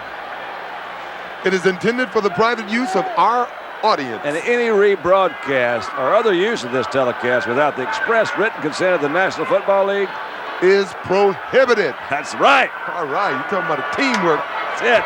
You guys ought to be playing the lounge somewhere. We may be. It's early here in Green Bay. Green Bay. That's right. Well, why not? Fun night in Green Bay. It sure is. I've had a lot more fun here than the last couple of times I've been in Green Bay. Oh, I tell you what, last time I was here, I got a cracked rib. Did you ask for a room without a view? We don't want to get into that. Okay. Joe Gibbs. And he has watched the Packers on one of their high moments. And they've had their ups and their downs this season. And this might be the best of it all. They are 2 points down, 1:53 remaining in the game. The Redskins have 1 timeout. And again, Eddie Lee Ivory, his sole purpose now is to cover up the football, make sure it's not stripped. And the Redskins use their final timeout, 1:47 remaining in the game. And Lynn Dickey comes over to the sidelines, and what a game he's had. Dickey tonight, 22 of 31, 387 yards, 3 touchdowns, 1 interception. Is not over. 3rd down, goal to go. The Redskins cannot stop the clock. Jan Stenerud. And if the Pack does not get in with a very conservative play, I would imagine, you will see the man you just looked at, Jan Stenerud. And he's one of many of them. Eddie Lee Ivory covering the football. Neil Olkowitz defensively for the Redskins. And he's played a pretty good game tonight, Olkowitz has. It's hard to find a really outstanding defensive performance tonight because there's been so much offense. But Neil's been around the ball. I think they'll take a 5-yard penalty here. They might take a run the 5-yard clock down. penalty there on the left hash mark, and it could be the Redskins might even decline it. Yeah, why not? Yeah. It's a tougher angle from here than it would be from 5 more yards. You guys 30-second clock ticking down, 10 seconds remaining. Obvious now that Green Bay wants the 5-yard penalty. Jan Stenerud making the lazy stroll out to the huddle. There it is, delay of game. And don't think for a minute he doesn't have any pressure on him right now. You know, we assume that he'll make the field goal. I think he's feeling a little bit of pressure, even though it's a short field goal. You know what? You guys are really sharp because Frank was even right. They didn't take that penalty, so they're going to leave it right there where it is. Boy, it's so nice being working with guys like you that are experts in this game. Stenerud. Green Bay has called timeout. I guess they want Jan to think about it a little bit. Why would Green Bay Green do I that? don't know, but they did. Called timeout to ask to. Well, they did. Well, I'll tell you, they'll still be anticipating that Stenerud will be good with the kick and the Packers retake the lead. There'll still be some 50 seconds. Unfortunately, Joe Theismann will be working with no timeouts. And credit this man, Bart Starr, with a great effort. Number one, taking an offensive line. We had to move the tackle over to the guard, bring in a less experienced player, and here it is. This could be the ball game. 21-yard attempt. Do they love it in Green Bay? they love it in Green Bay. I think America is loving this one. I sure am. So now, the Pack will kick off. There will be 54 seconds for the Redskins to answer back. And all they need is the field goal. 105 points. First to 50 Oh. wins. 95 points. I was talking about how great I. Come on, added you went to later. USC, my Well, man. that's one of the reasons. Yeah, that is. You got Oh, people that Tootsie. you have people that do the counting. All right. It's 7 and 8 is 15, 40 and 4. That's good. Put your shoes back on. Well, I said we're going to go to 100 points here. That's Bucky Scribner, the punter. And what a job the holder must do. Stenerud had that head down. Classic form. We've been looking at it for so many years. Yeah, they knew it. He said, oh, it's nothing. It's just part of my job. Hey, it's just part of my job. Look at that, man. Look what it's done to him, though. 39 years of age. Just another winning field goal, maybe. Eddie Garcia will kick off. Mike Nelms is deep. I don't think he'll see the ball. Yes, they kick straight away, and it will be Nelms.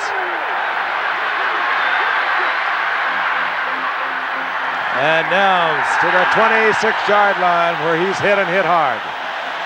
And here it comes. Again, a reminder, the Redskins have no more timeouts. And that's kind of a rough row to hoe for Joe Theismann. All they need is a field goal, though. Yeah, that's true. One big reception, and they'll be in field goal room. I guarantee right now that Joe Theismann thinks he can do it. Well, I'm not so convinced that he can either, so I'm not going to hum any tunes right now.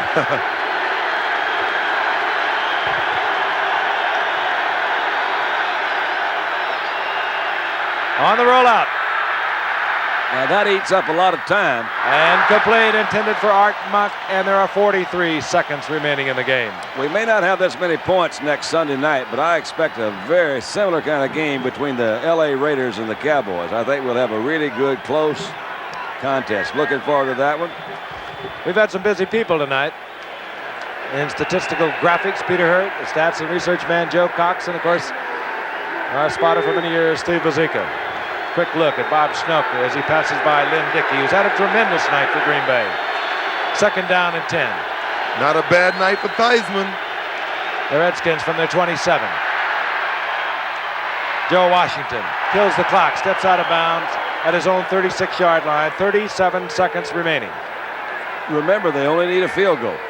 It's a very important play. If he could have tackled him inbounds, they would have had to come right up to the line of scrimmage and wouldn't have been able to call another play. Mark Mosley, the field goal kicker, Even though he set that tremendous record of 23 consecutive a year ago, his longest kick in his career, and it's been a long career, is 51 yards.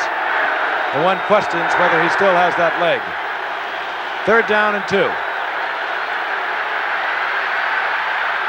Washington once again, and Washington kills the clock with a 1st down at the 49 and 31 seconds remaining. All right, one more of those. I like it. You got to give them credit. That's why they're the world champions. They got John Riggins to protect the lead, and they got Joe Washington when they have to go and get the lead. Green Bay thinking everything now to the outside. With 31 seconds, one wonders maybe if you don't call 2 plays in the huddle, go up the middle. That's where you'll get the big gainer. That's right. And line up in a hurry and throw it out of bounds and kill the clock. And they need to get the ball to just about Green Bay's 30-yard line for Mosley to have a chance. Don Warren, number 85, is the guy going down the middle. Theismann had to throw it away to save the sack. That's right. Good move by Theismann. Kill the clock, too. Boy, it would have taken a lot of guts on the official to throw the flag on that one. That's right. I got a feeling everybody knew he threw it away. That was Mark Murphy all the way up there in Joe Theismann's face. That was Murphy that was back in the backfield. From the safety position of Green Bay. Wow, I didn't even see that. That's nice. They're throwing everything at him, aren't they? Well, this 2nd down, 26 seconds remains. That is Murphy. He says, come on, boy.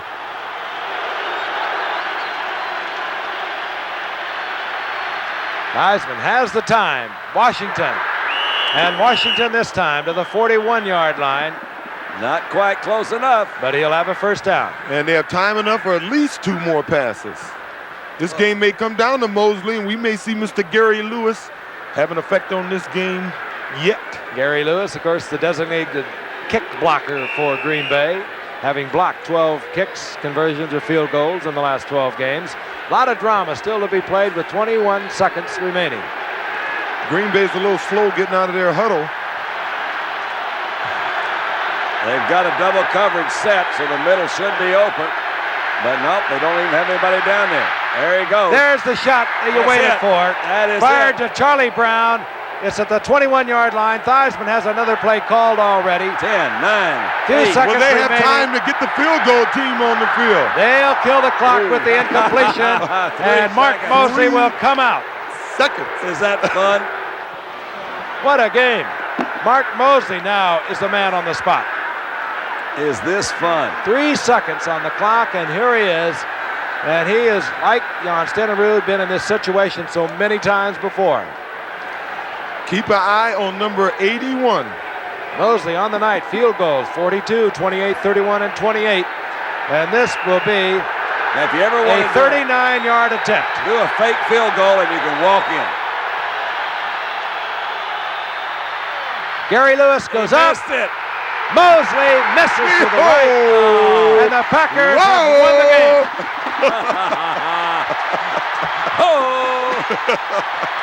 And the Packers Oh, delirious. fans are coming out onto the field.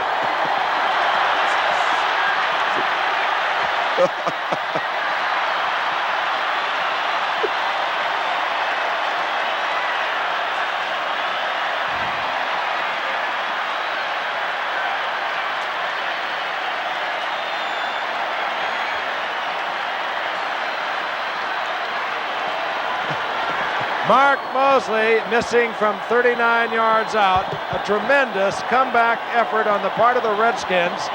They started deep in their own territory with no timeouts remaining. Theismann doing a masterful job with Joe Washington to get into field goal position. And it missed to the right.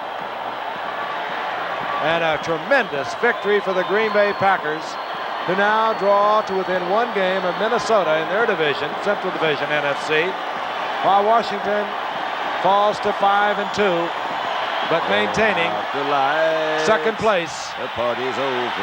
in the NFC East behind undefeated They Dallas. say that all good things must end. Way to go, Bart. All right, Bart, milk it. All right, the lights. This The is Green a fun- Bay Packer football team is back on the field. They're taking bows. I don't think I've ever seen that. I never have either, and I tell you, this is really an Here it exciting football game. Look at Lewis go up in the middle. That's Gary Lewis. You know, he may have blocked it if it was straight and true. You know, if he didn't, he could have affected it. You're right, you know. Just a little off to the right. We hope you've been able to be with us throughout the night as the Packers and the Redskins have seesawed back and forth. And this man, Lynn Dickey, what a show he put on.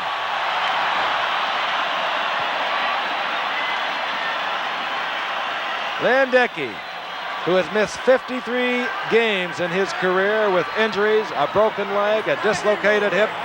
He came out along with a fired up Packer defense, and they have defeated the Washington Redskins.